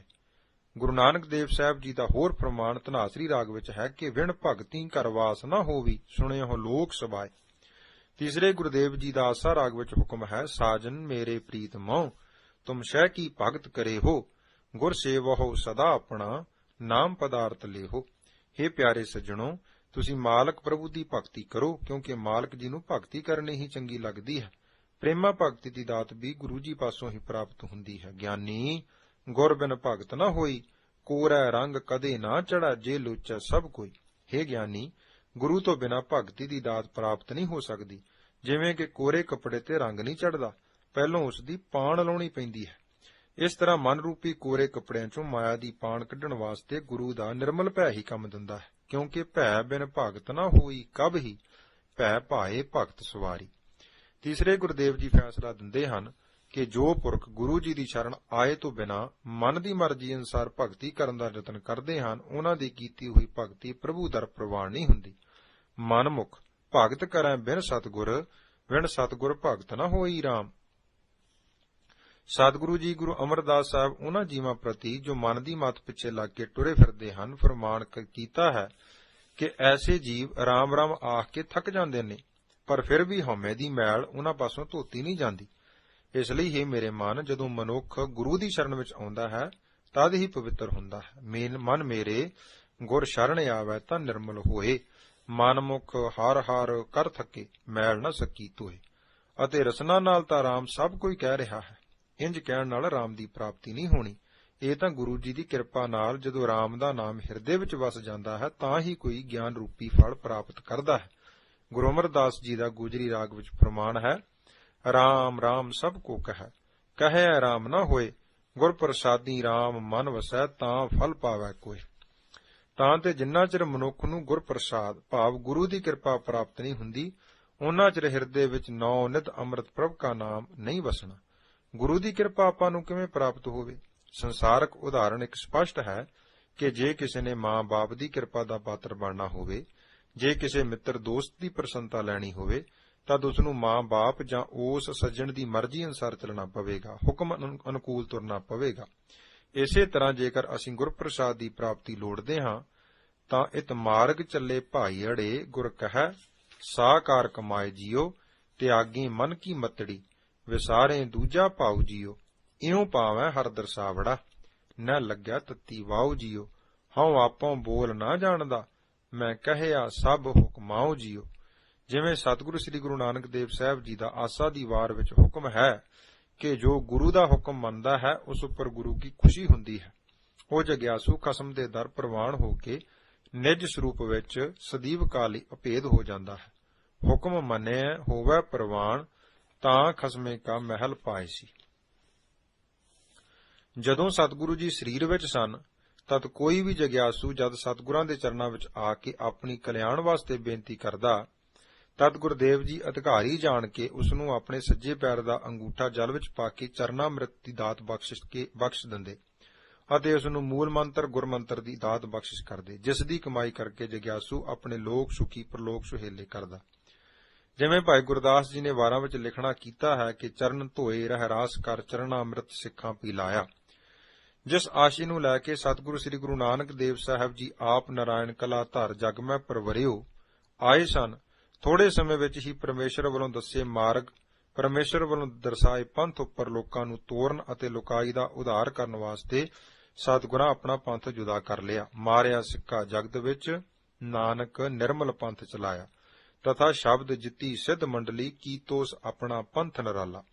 ਅਤੇ ਇਸ ਪੰਥ ਨੂੰ ਅਗਾਂਹ ਪ੍ਰਚਾਰਨ ਵਾਸਤੇ ਗੁਰੂ ਨਾਨਕ ਦੇਵ ਜੀ ਨੇ ਬਾਬਾ ਲਹਿਣਾ ਜੀ ਭਾਵ ਸ੍ਰੀ ਗੁਰੂ ਅੰਗਦ ਦੇਵ ਜੀ ਦੀ ਡਿਊਟੀ ਲਗਾਈ ਅਤੇ ਉਹਨਾਂ ਅਗਾਂਹ ਇਸ ਪੰਥ ਦੀ ਸੇਵਾ ਨੂੰ ਸ੍ਰੀ ਗੁਰੂ ਅਮਰਦਾਸ ਜੀ ਨੂੰ ਸੌਂਪਣਾ ਕੀਤਾ। ਲਹਿਣੇ ਪੰਥ ਧਰਮ ਕਾ ਕੀਆ, ਅਮਰਦਾਸ ਭੱਲੇ ਕਉ ਦੀਆ। ਇਸ ਪੰਥ ਨੂੰ ਪ੍ਰਫੁੱਲਤ ਕਰਨ ਲਈ ਬਾਕੀ ਸਤਿਗੁਰਾਂ ਨੇ ਆਪਣੀ ਡਿਊਟੀ ਨਿਭਾਈ। ਜਿਵੇਂ ਸ੍ਰੀ ਗੁਰੂ ਗੋਬਿੰਦ ਸਿੰਘ ਸਾਹਿਬ ਪਾਤਸ਼ਾਹ ਨੇ ਬਚਿੱਤਰ ਨਾਟਕ ਵਿੱਚ ਲਿਖਿਆ ਹੈ ਕਿ ਅਕਾਲ ਪੁਰਖ ਆਵਾਜ਼ ਚੌਪਈ, ਮੈਂ ਆਪਣਾ ਤੋਹੇ ਨਿਵਾਜਾ, ਪੰਥ ਪਰਚੁਰ ਕਰਬੇ ਕਉ ਸਾਜਾ, ਜਹਾਂ ਕਹਾਂ ਤੈ ਧਰਮ ਚਲਾਏ, ਕੋ ਬਿਧ ਕਰਨ ਤੇ ਲੋਕ ਹਟਾਏ। ਸਤਿਗੁਰੂ ਸ੍ਰੀ ਗੁਰੂ ਗੋਬਿੰਦ ਸਿੰਘ ਜੀ ਨੇ ਦੇਹਧਾਰੀ ਗੁਰੂ ਦੀ ਪਰੰਪਰਾ ਸਦਾ ਲਈ ਸਮੇਟ ਕੇ ਜਗਿਆਸੂਆਂ ਨੂੰ ਸ਼ਬਦ ਗੁਰੂ ਦੇ ਲੜ ਲਾ ਕੇ ਸੰਪੂਰਨਤਾ ਕਰਨੀ ਸੀ। ਸੋ ਇਸੇ ਆਸ਼ੇ ਨੂੰ ਆਪ ਜੀ ਨੇ ਅਨੇਕ ਪ੍ਰਕਾਰ ਦੇ ਕੌਤਕ ਕਰਦੇ ਨੰਦੇੜ ਦੇ ਸਥਾਨ ਤੇ ਪੁੱਜੇ। ਸਾਰੀ ਸੰਗਤ ਨੂੰ ਇਕੱਤਰ ਕਰਕੇ ਸਤਿਗੁਰੂ ਸ੍ਰੀ ਗੁਰੂ ਗ੍ਰੰਥ ਸਾਹਿਬ ਜੀ ਦਾ ਪ੍ਰਕਾਸ਼ ਕਰਾਇਆ। 5 ਪੈਸੇ ਤੇ ਨਾਰੀਅਲ ਲੈ ਕੇ ਸ੍ਰੀ ਗੁਰੂ ਗ੍ਰੰਥ ਸਾਹਿਬ ਜੀ ਅੱਗੇ ਧਰਿਆ ਤੇ ਆਪ ਮੱਥਾ ਟੇਕ ਕੇ ਆਪਣੀ ਜੋਤ ਸ਼ਬਦ ਗੁਰੂ ਵਿੱਚ ਧਰ ਦਿੱਤੀ ਅਤੇ ਖਾਲਸੇ ਪ੍ਰਤੀ ਜੋ ਬਚਨ ਕੀਤਾ ਉਹ ਪੰਥ ਪ੍ਰਕਾਸ਼ ਵਿੱਚ ਇਸ ਤਰ੍ਹਾਂ ਦਰਸਾਇਆ ਗਿਆ ਹੈ ਕਿ ਆਗਿਆ ਪਈ ਅਕਾਲ ਕੀ, ਤਬੈ ਚਲਾਇਓ ਪੰਥ, ਸਭ ਸਿੱਖਨ ਕੋ ਹੁਕਮ ਹੈ ਗੁਰੂ ਮਾਨਿਓ ਗ੍ਰੰਥ। ਗੁਰੂ ਗ੍ਰੰਥ ਕੋ ਮਾਨਿਓ ਪ੍ਰਗਟ ਗੁਰਾਂ ਕੀ ਦੇ, ਜੋ ਪ੍ਰਭ ਕੋ ਮਿਲਬੋ ਚਾਹੈ ਖੋਜ ਸ਼ਬਦ ਮੈਂ ਲੇ। ਸਭ ਗੁਰੂ ਪ੍ਰਗਟ ਭਏ ਪੂਰਨ ਹਰ ਅਵਤਾਰ, ਜਗਮਗ ਜੋਤ ਬਰਾਜ ਰਹੀ ਸ੍ਰੀ ਗੁਰੂ ਗ੍ਰੰਥ ਮਝਾਰ। ਜੋ ਦਰਸਿਓ ਚਾਹੈ ਗੁਰੂ ਕੋ, ਸੋ ਦਰਸੈ ਗੁਰੂ ਗ੍ਰੰਥ, ਪੜ੍ਹੈ ਸੁਣੈ ਸਵਾਰਥ ਲਹੈ ਪਰਮਾਰਥ ਕੋ ਪੰਥ। ਵਾਹਿਗੁਰੂ ਗੁਰੂ ਗ੍ਰੰਥ ਜੀ ਉਭੈ ਜਹਾਜ ਉਧਾਰ, ਜੋ ਸਰਦਾ ਕਰ ਸੇਵ ਹੈ ਸੋ ਉਤਰੈ ਭਵ ਪਾਰ। ਗੁਰੂ ਕੇ ਸਿੱਖਾਂ ਨੇ ਸਤਿਗੁਰੂ ਜੀ ਦੇ ਬਚਨਾਂ ਅੱਗੇ ਸੀਸ ਨਿਵਾਇਆ ਅਤੇ ਨਾਲ ਹੀ ਬੇਨਤੀ ਕੀਤੀ ਕਿ ਗਰੀਬ ਨਵਾਜ ਜੀ, ਸ੍ਰੀ ਗੁਰੂ ਗ੍ਰੰਥ ਸਾਹਿਬ ਜੀ ਨੂੰ ਤਾਂ ਅਸੀਂ ਗੁਰੂ ਮੰਨਾਂਗੇ, ਪਰ ਜੋ ਸ਼ਬਦ ਵਿੱਚੋਂ ਜੋਤ ਪ੍ਰਗਟ ਕਰਨ ਦੀ ਵਿਧੀ ਆਪ ਜੀ ਸਰੀਰ ਵਿੱਚ ਹੁੰਦੇ ਸਾਨੂੰ ਦੱਸਦੇ ਸੀ, ਉਹ ਜੋਗਤ ਹੁਣ ਅਸੀਂ ਕਿਸ ਪਾਸੋਂ ਪ੍ਰਾਪਤ ਕਰਾਂਗੇ। ਸਤਿਗੁਰੂ ਜੀ ਸਿੱਖਾਂ ਦੀ ਬੇਨਤੀ ਸੁਣ ਕੇ ਮੁਸਕਰਾਏ ਤੇ ਉੱਤਰ ਦਿੱਤਾ ਕਿ ਜੁਗਤੀ ਦੱਸਣ ਅਤੇ ਦੀਖਿਆ ਦੇਣ ਦਾ ਅਧਿਕਾਰ ਤਾਂ ਅਸੀਂ 1756 ਬਿਕਰਮੀ ਦੀ ਵਿਸਾਖੀ ਨੂੰ ਖਾਲਸੇ ਨੂੰ ਪ੍ਰਦਾਨ ਕਰ ਦਿੱਤਾ ਸੀ।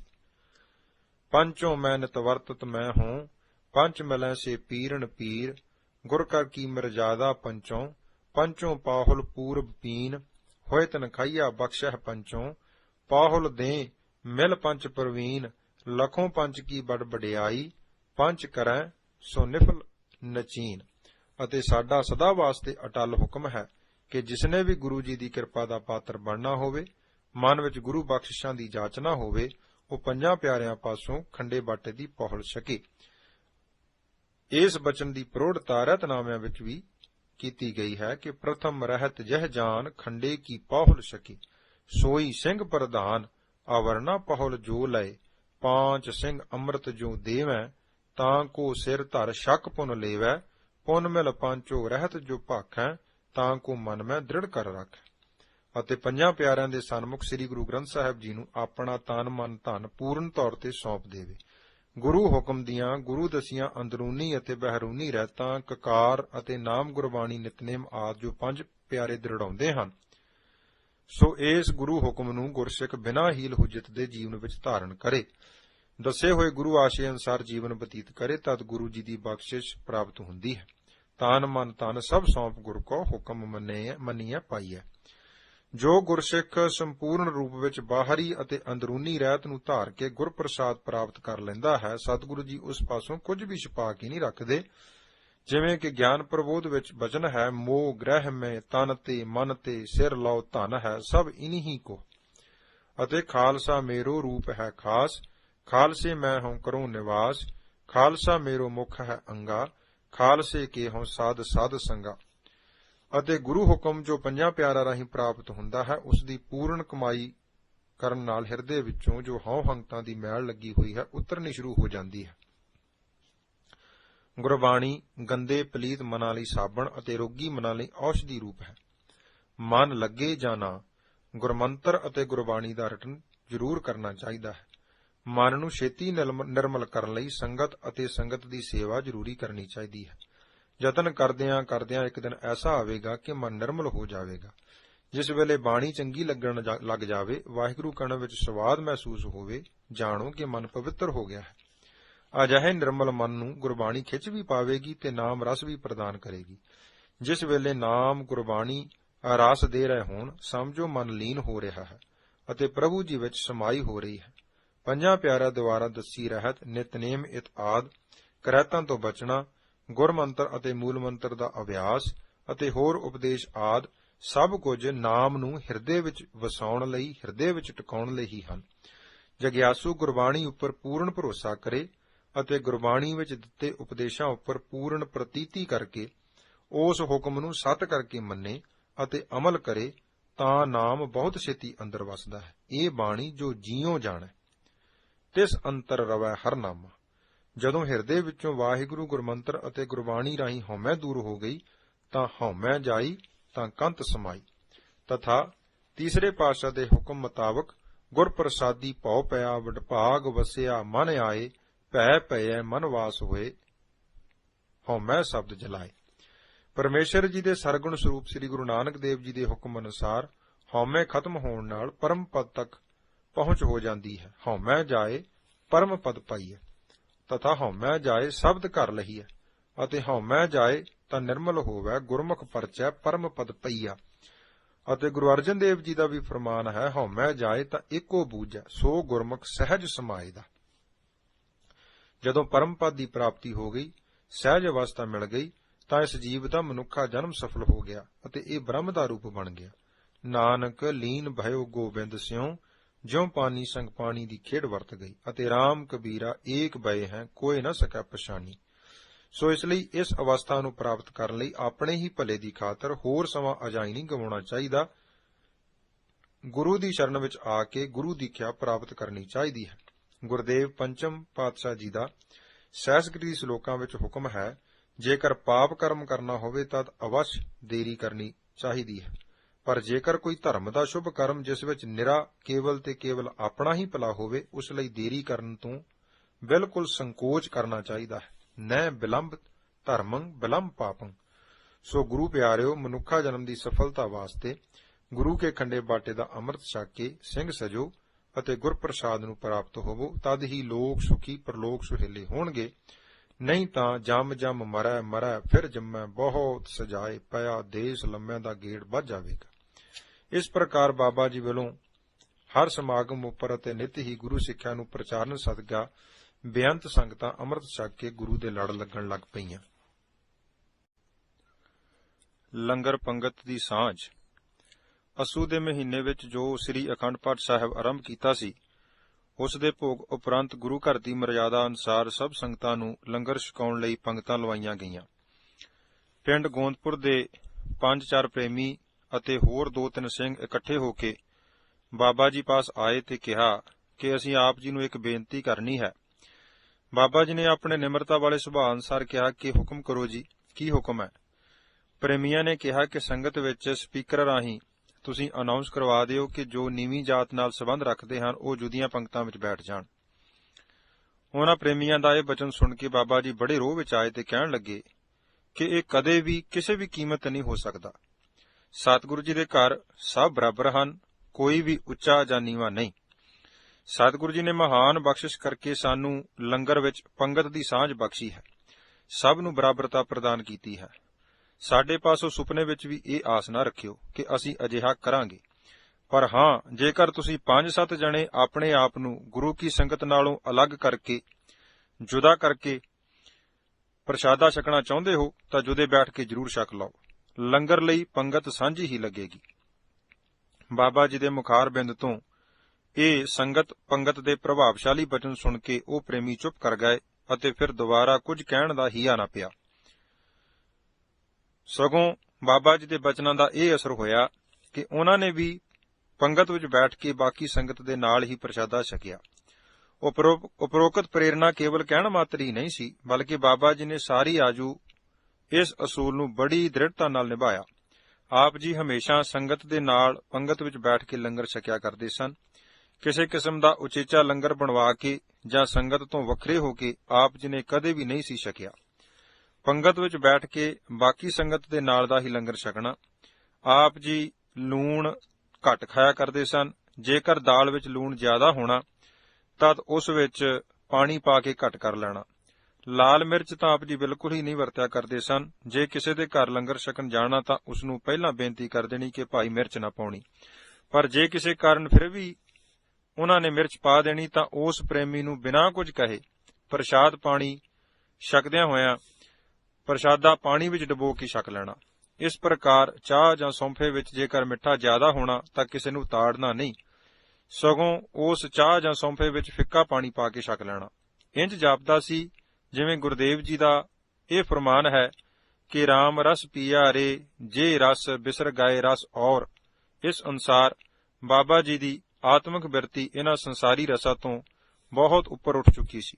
ਪੇਟ ਨੂੰ ਆਧਾਰ ਦੇਣ ਵਾਸਤੇ ਹੀ ਆਪ ਜੀ ਛਕਦੇ, ਭੋਜਨਾਂ ਦੇ ਰਸ ਮਾਨਣ ਲਈ ਨਹੀਂ। ਮਸਾਲੇ ਆਦਿ ਪਾ ਕੇ ਬਹੁਤੇ ਤੜਕੇ ਆਦਿ ਲਗਾਉਣ ਦੇ ਆਪ ਜੀ ਹੱਕ ਵਿੱਚ ਨਹੀਂ ਸਨ। ਲੰਗਰ ਜੋ ਗੁਰਦੁਆਰੇ ਬਾਕੀ ਸੰਗਤ ਲਈ ਬਣਦਾ, ਦਾਲ ਦੇ ਵਿੱਚ ਹੀ ਗੰਢਾ ਆਦਿ ਚੀਰ ਕੇ ਪਾ ਦਿੰਦੇ, ਵਿੱਚ ਹੀ ਥੋੜਾ ਘਿਓ ਪਾ ਦੇਣਾ।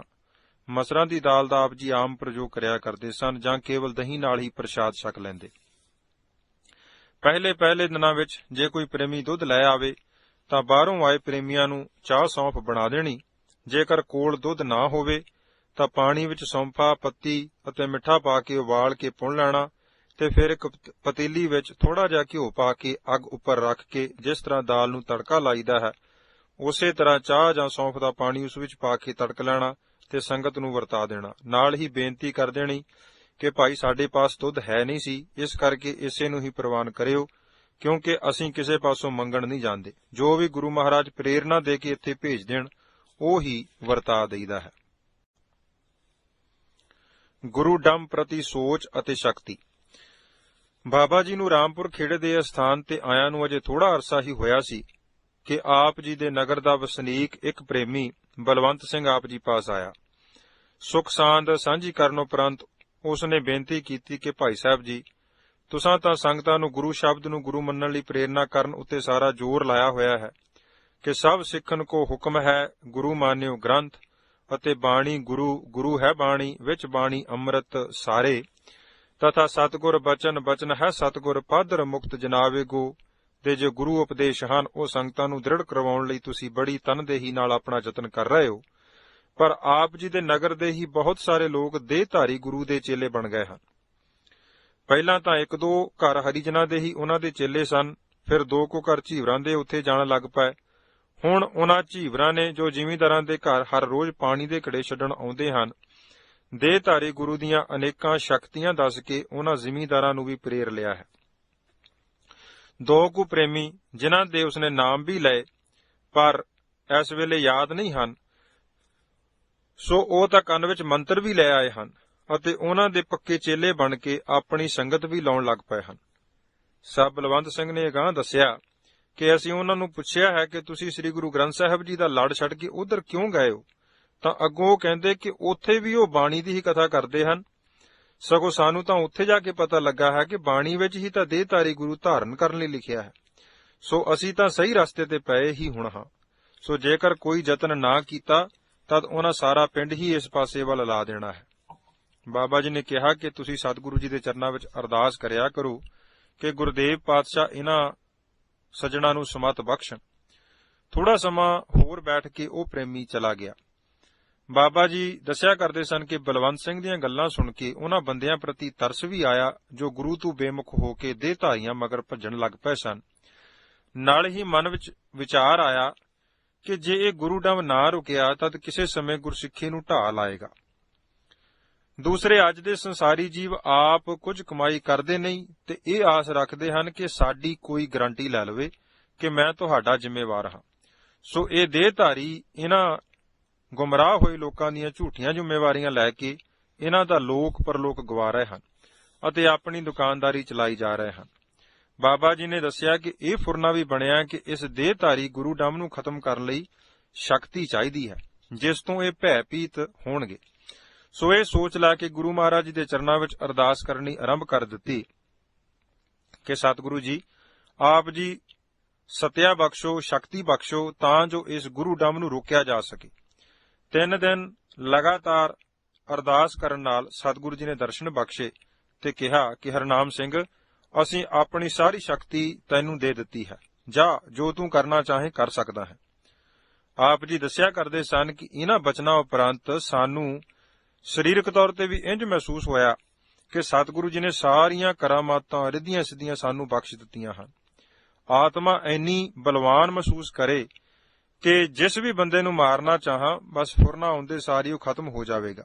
ਦਰਿਆ ਦਾ ਤੇਜ ਵਹਿਣ ਮੇਰੇ 2 ਅੱਖਰ ਕਹਿਣ ਤੇ ਰੁਕ ਸਕਦਾ ਹੈ, ਭਾਵ ਕਿ ਜੋ ਵੀ ਬਚਨ ਮੂੰਹੋਂ ਕੱਢਾਂ ਉਸੇ ਛਿਨ ਸਤ ਹੋ ਸਕਦਾ ਹੈ, ਪੂਰਾ ਹੋ ਸਕਦਾ ਹੈ ਅਤੇ ਜੋ ਵੀ ਕਰਨਾ ਚਾਹਾਂ ਮੈਂ ਕਰਨ ਦੇ ਸਮਰੱਥ ਹਾਂ। ਅਜਿਹੀ ਤਾਕਤ ਆਤਮਾ ਮਹਿਸੂਸ ਕਰਨ ਲੱਗ ਪਈ। ਆਪ ਜੀ ਦੱਸਦੇ ਸਨ ਕਿ ਸਾਰੀ ਸ਼ਕਤੀ ਪ੍ਰਾਪਤ ਕਰਨ ਉਪਰੰਤ ਬੈਠ ਕੇ ਸੋਚਿਆ ਕਿ ਹੁਣ ਇਸ ਸ਼ਕਤੀ ਨੂੰ ਵਰਤੀਏ ਕਿਵੇਂ। ਵਿਚਾਰ ਆਈ ਕਿ ਜੇ ਕਿਸੇ ਪ੍ਰਾਣੀ ਦੀ ਲੱਤ ਬਾਂਹ ਤੋੜ ਦਿੱਤੀ ਜਾਂ ਕੋਈ ਹੋਰ ਨੁਕਸਾਨ ਪਹੁੰਚਾਇਆ ਤਾਂ ਉਸ ਦਿੱਤੇ ਹੋਏ ਦੁੱਖ ਜਾਂ ਕੀਤੇ ਨੁਕਸਾਨ ਦਾ ਜ਼ਿੰਮੇਵਾਰ ਕੌਣ ਹੋਵੇਗਾ, ਕਿਉਂਕਿ ਸ਼ਕਤੀ ਤਾਂ ਪਰਮੇਸ਼ਰ ਜੀ ਦੀ ਹੈ। ਉਸ ਦੀ ਜੋ ਮਾੜੀ ਜਾਂ ਚੰਗੀ ਵਰਤੋਂ ਕਰਨੀ ਹੈ ਉਸ ਦਾ ਫਲ ਤਾਂ ਮੈਨੂੰ ਹੀ ਭੁਗਤਣਾ ਪੈਣਾ ਹੈ ਨਾ। 2 ਦਿਨ ਇਹਨਾਂ ਵਿਚਾਰਾਂ ਵਿੱਚ ਹੀ ਬੀਤ ਗਏ। ਆਖਰ ਗੁਰੂ ਚਰਨਾਂ ਵਿੱਚ ਅਰਦਾਸ ਕੀਤੀ ਕਿ ਗਰੀਬ ਨਵਾਜ਼ ਜੀ, ਜੋ ਸ਼ਕਤੀ ਆਪ ਜੀ ਨੇ ਦਿੱਤੀ ਹੈ ਕਿਰਪਾ ਕਰਕੇ ਇਹ ਵਾਪਸ ਲੈ ਲਵੋ, ਕਿਉਂਕਿ ਮੈਂ ਇਸ ਨੂੰ ਵਰਤਣ ਦੇ ਸਮਰੱਥ ਨਹੀਂ ਹਾਂ। ਜਿਵੇਂ ਆਪ ਜੀ ਨੂੰ ਭਾਉਂਦਾ ਹੈ ਉਵੇਂ ਕਰੀ ਚਲੋ, ਕਿਉਂਕਿ ਇਹ ਸਾਰਾ ਖੇਡ ਆਪ ਜੀ ਦਾ ਹੀ ਚਲਾਇਆ ਹੋਇਆ ਚੱਲ ਰਿਹਾ ਹੈ। ਇਹਨਾਂ ਜੀਵਾਂ ਦੇ ਹੱਥ ਵੱਸ ਕੁਝ ਨਹੀਂ। ਇਹ ਤਾਂ ਕਾਠ ਕੀ ਪੁੱਤਰੀ ਕਹਾਂ ਕਰੈ ਬਪਰੀ, ਖਿਲਾਵਨ ਹਾਰੋ ਜਾਣੈ, ਜੈਸਾ ਭੇਖ ਕਰਾਵੈ ਬਾਜੀਗਰ, ਉਹ ਤੈਸੋ ਹੀ ਸਾਜ ਆਨੈ। ਪੂਰਬਲੇ ਆਪਣੇ ਕੀਤੇ ਕਰਮਾਂ ਅਨੁਸਾਰ ਇਹ ਜੀਵ ਆਪ ਜੀ ਦੇ ਹੁਕਮ ਵਿੱਚ ਕਾਰ ਕਰ ਰਹੇ ਹਨ। ਜਿਹਾ ਤੂੰ ਹੁਕਮ ਕਰੇ ਤੇਹੇ ਕੋ ਕਰਮ ਕਮਾਵੈ, ਜਿਹਾ ਤੁਧ ਧੁਰ ਲਿਖ ਪਾਇਆ, ਤਥਾ ਜਿਉ ਆਪ ਚਲਾਏ ਤਿਉ ਚਾਲੈ, ਜਿਉ ਹਰ ਭਾਵੈ ਭਗਵਾਨਾ। ਹੇ ਮਾਲਕ ਪ੍ਰਭੂ, ਜਿਸ ਨੂੰ ਤੁਸੀਂ ਸੋਹਣਾ ਰਸਤਾ ਵਿਖਾ ਦਿੰਦੇ ਹੋ ਉਸ ਨੂੰ ਕੌਣ ਭੁਲਾ ਸਕਦਾ ਹੈ। ਜਿਸ ਜੀਵ ਨੂੰ ਤੁਸੀਂ ਮੁੱਢ ਤੋਂ ਹੀ ਸਹੀ ਰਸਤੇ ਤੋਂ ਭੁਲਾ ਦੇਵੋ ਉਸ ਨੂੰ ਸਿੱਧੇ ਰਸਤੇ ਕੌਣ ਪਾ ਸਕਦਾ ਹੈ, ਭਾਵ ਕੋਈ ਨਹੀਂ ਪਾ ਸਕਦਾ। ਜਿਵੇਂ ਗੁਰੂ ਨਾਨਕ ਸਾਹਿਬ ਪਾਤਸ਼ਾਹ ਜੀ ਦਾ ਗੁਰਬਾਣੀ ਵਿੱਚ ਇਹ ਫਰਮਾਨ ਹੈ, ਜਿਸੈ ਦਿਖਾਲਾ ਵਾਟੜੀ ਤਿਸੈ ਭੁਲਾਵੈ ਕੌਣ, ਜਿਸੈ ਭੁਲਾਈ ਪੰਧ ਸਿਰ ਤਿਸੈ ਦਿਖਾਵੈ ਕੌਣ। ਤਥਾ ਆਪੇ ਉੱਜੜ ਪਾਇੰਦਾ ਪਿਆਰਾ ਆਪ ਵਿਖਾਲੇ ਰਾਹ। ਸੋ ਇਸ ਕਰਕੇ ਦਾਸ ਨੂੰ ਤਾਂ ਹੁਕਮ ਰਜਾਈ ਚੱਲਣ ਦੀ ਦਾਤ ਪ੍ਰਦਾਨ ਕਰੋ। ਗੁਰਦੁਆਰਾ ਸਾਹਿਬ ਦੀ ਉਸਾਰੀ। ਅੱਸੂ ਮਹੀਨੇ ਵਿੱਚ ਕਰਵਾਏ ਅਖੰਡ ਪਾਠ ਸਾਹਿਬ ਦੇ ਸਮਾਗਮ ਤੋਂ ਅਗਲੇ ਦਿਨ 30 ਕੁ ਪ੍ਰੇਮੀ ਗੁਰੂ ਦੇ ਲੜ ਲੱਗਣ ਵਾਸਤੇ ਤਿਆਰ ਹੋ ਗਏ। ਪੰਜਾਂ ਪਿਆਰਿਆਂ ਨੂੰ ਸਦਕੇ ਪਿੰਡ ਬਾਲਿਆਂ ਦੇ ਗੁਰਦੁਆਰਾ ਸਾਹਿਬ ਵਿਖੇ ਉਹਨਾਂ ਨੂੰ ਅੰਮ੍ਰਿਤ ਛਕਾ ਕੇ ਗੁਰੂ ਵਾਲੇ ਬਣਾਇਆ ਅਤੇ ਜੀਵਨ ਸਫਲਾ ਕਰਨ ਦੀ ਜਾਚ ਦੱਸੀ ਗਈ। ਬਾਬਾ ਜੀ ਨੇ ਮਨ ਵਿੱਚ ਵਿਚਾਰ ਕੀਤੀ ਕਿ ਗੁਰੂ ਪਾਤਸ਼ਾਹ ਜੀ ਨੇ ਜਿਸ ਸੇਵਾ ਲਈ ਇਸ ਅਸਥਾਨ ਤੇ ਮੈਨੂੰ ਭੇਜਿਆ ਹੈ, ਉਸ ਦੀ ਪੂਰਤੀ ਲਈ ਸਤਿਗੁਰੂ ਜੀ ਆਪ ਹੀ ਸੰਗਤਾਂ ਨੂੰ ਪ੍ਰੇਰਣਾ ਦੇ ਕੇ ਇਹ ਕਾਰਜ ਕਰਵਾ ਰਹੇ ਹਨ। ਇਸੇ ਅੱਸੂ ਦੇ ਪਹਿਲੇ ਅਖੰਡ ਪਾਠ ਸਾਹਿਬ ਤੋਂ ਬਾਅਦ ਗੁਫਾ ਵਿੱਚ ਹੀ ਸਤਿਗੁਰੂ ਜੀ ਦਾ ਪ੍ਰਕਾਸ਼ ਕਰਕੇ ਹਰ ਐਤਵਾਰ ਦੀ ਰਾਤ ਨੂੰ ਰਾਤ ਦੇ 12 ਵਜੇ ਤੱਕ ਕੀਰਤਨ ਦਾ ਪ੍ਰੋਗਰਾਮ ਆਰੰਭ ਹੋ ਗਿਆ। ਕੀਰਤਨੀਏ ਸਿੰਘ ਕੋਈ ਬਾਹਰੋਂ ਨਹੀਂ ਸੱਦੇ ਜਾਂਦੇ ਸਨ। ਇੱਕ ਬਾਬਾ ਜੀ ਦੇ ਵੱਡੇ ਭਾਈ ਸਾਹਿਬ ਭਾਈ ਤਾਰਾ ਸਿੰਘ ਜੀ ਅਤੇ ਧੁੱਗਿਆਂ ਤੋਂ ਹੀ ਸਰਦਾਰ ਗੁਰਬਖਸ਼ ਸਿੰਘ ਤੇ ਸਾਹਿਬ ਬਲਵੰਤ ਸਿੰਘ ਆ ਜਾਂਦੇ। ਪਿੰਡ ਬਾਲੇ ਤੋਂ ਸਾਡਾ ਪਰਿਵਾਰ, ਸਾਲਾਬ ਸਿੰਘ ਜੀ, 2-3 ਪ੍ਰੇਮੀ ਹੋਰ ਅਤੇ ਮਾਸਟਰ ਕਾਬਲ ਸਿੰਘ ਜੀ ਗੋਂਦਪੁਰ ਤੋਂ ਅਤੇ ਉਹਨਾਂ ਦਾ ਪਰਿਵਾਰ। ਇਹ ਛੋਟੀ ਜਿਹੀ ਸੰਗਤ ਗੁਰੂ ਕੇ ਹਜੂਰ ਬੈਠ ਬੜੇ ਪਿਆਰ ਨਾਲ ਸਿੱਧੀਆਂ ਧਾਰਨਾ ਵਿੱਚ ਬਿਨਾਂ ਵਾਜੇ ਤੋਂ ਢੋਲਕੀ ਅਤੇ ਚਿਮਟੇ ਨਾਲ ਹੀ ਕੀਰਤ ਪ੍ਰਭ ਕੀ ਗਾਓ ਮੇਰੀ ਰਸਨਾ ਦੇ ਵਾਕਾਂ ਅਨੁਸਾਰ ਪ੍ਰਭੂ ਉਸਤਤੀ ਗਾ ਕੇ ਆਪਣੇ ਜੀਵਨ ਦੀਆਂ ਘੜੀਆਂ ਨੂੰ ਸਫਲ ਕਰਨ ਦਾ ਯਤਨ ਕਰਦੀ। ਹੋਰ ਲਾਹਾ ਲੈਣ ਵਾਸਤੇ ਹਰ ਪੂਰਨਮਾਸ਼ੀ ਦੀ ਰਾਤ ਨੂੰ ਗੁਰੂ ਨਾਨਕ ਸਾਹਿਬ ਪਾਤਸ਼ਾਹ ਜੀ ਦੀ ਅਗੰਮੀ ਬਾਣੀ ਸ੍ਰੀ ਜਪਜੀ ਸਾਹਿਬ ਦੇ ਪਾਠ ਵਾਰੀ-ਵਾਰੀ ਸਾਰੀ ਸੰਗਤ ਕਰਦੀ। ਇੱਕ ਸਿੰਘ ਪਾਠ ਕਰਦਾ, ਬਾਕੀ ਸੁਣਦੇ, ਫਿਰ ਦੂਸਰਾ ਆਪਣੀ ਵਾਰੀ ਨਾਲ ਪਾਠ ਦਾ ਉਚਾਰਨ ਕਰਦਾ। ਇਹ ਪਾਠ ਪੂਰੇ ਕਰ ਲੈਣ ਉਪਰੰਤ ਇੱਕ ਮਾਲਾ ਸ਼ਲੋਕ ਸੰਸਕ੍ਰਿਤੀ ਵਿੱਚੋਂ ਘੋਰ ਦੁਖਿਅੰ ਅਨਕ ਹਤਿਅੰ ਜਨਮ ਦਾਰਿਦਰੰ ਮਹਾ ਬਖਿਆਦੰ ਮਿਟੰਤ ਸਗਲ ਸਿਮਰੰਤ ਹਰ ਨਾਮ ਨਾਨਕ ਜੈਸੇ ਪਾਵਕ ਕਾਸ਼ਟ ਭਸਮੰ ਕਰੋਤ, ਇਸ ਦੀ ਸਾਰੀ ਹੀ ਸੰਗਤ ਕਰਦੀ। ਇਹ ਸਾਰੇ ਪਾਠ ਪੂਰੇ ਕਰਨ ਤੱਕ ਅੰਮ੍ਰਿਤ ਵੇਲਾ ਹੋ ਜਾਂਦਾ। ਅੰਮ੍ਰਿਤ ਵੇਲੇ ਦੀ ਸੰਭਾਲ ਕਰਨ ਵਾਸਤੇ ਨਿਤਨੇਮ ਦੀਆਂ 5 ਬਾਣੀਆਂ ਦਾ ਉਪਰੰਤ ਸੁਖਮਨੀ ਸਾਹਿਬ ਜੀ ਦਾ ਪਾਠ ਸੰਗਤੀ ਰੂਪ ਵਿੱਚ ਕੀਤਾ ਜਾਂਦਾ। ਫਿਰ ਕੜਾਹ ਪ੍ਰਸ਼ਾਦ ਦੀ ਦੇਗ ਸਜਾ ਕੇ ਸਤਿਗੁਰੂ ਜੀ ਦੇ ਹਜ਼ੂਰ ਅਰਦਾਸ ਕਰਕੇ ਚਾਹ ਦਾ ਲੰਗਰ ਛਕਣ ਉਪਰੰਤ ਸਾਰੀ ਸੰਗਤ ਆਪੋ ਆਪਣੇ ਟਿਕਾਣਿਆਂ ਨੂੰ ਚਾਲੇ ਪਾ ਦਿੰਦੀ। 1 ਸਾਲ ਭਰ ਇਹ ਨਿਯਮ ਚੱਲਦਾ ਰਿਹਾ। ਸੰਗਤ ਦੀ ਗਿਣਤੀ ਵੀ ਵਧਣੀ ਸ਼ੁਰੂ ਹੋ ਗਈ। ਕਈ ਵਾਰ ਬਾਰਿਸ਼ ਦਾ ਮੌਸਮ ਹੋਣ ਕਾਰਨ ਜਾਂ ਠੰਡ ਕਾਰਨ ਸੰਗਤ ਨੂੰ ਔਖ ਹੋਣੀ।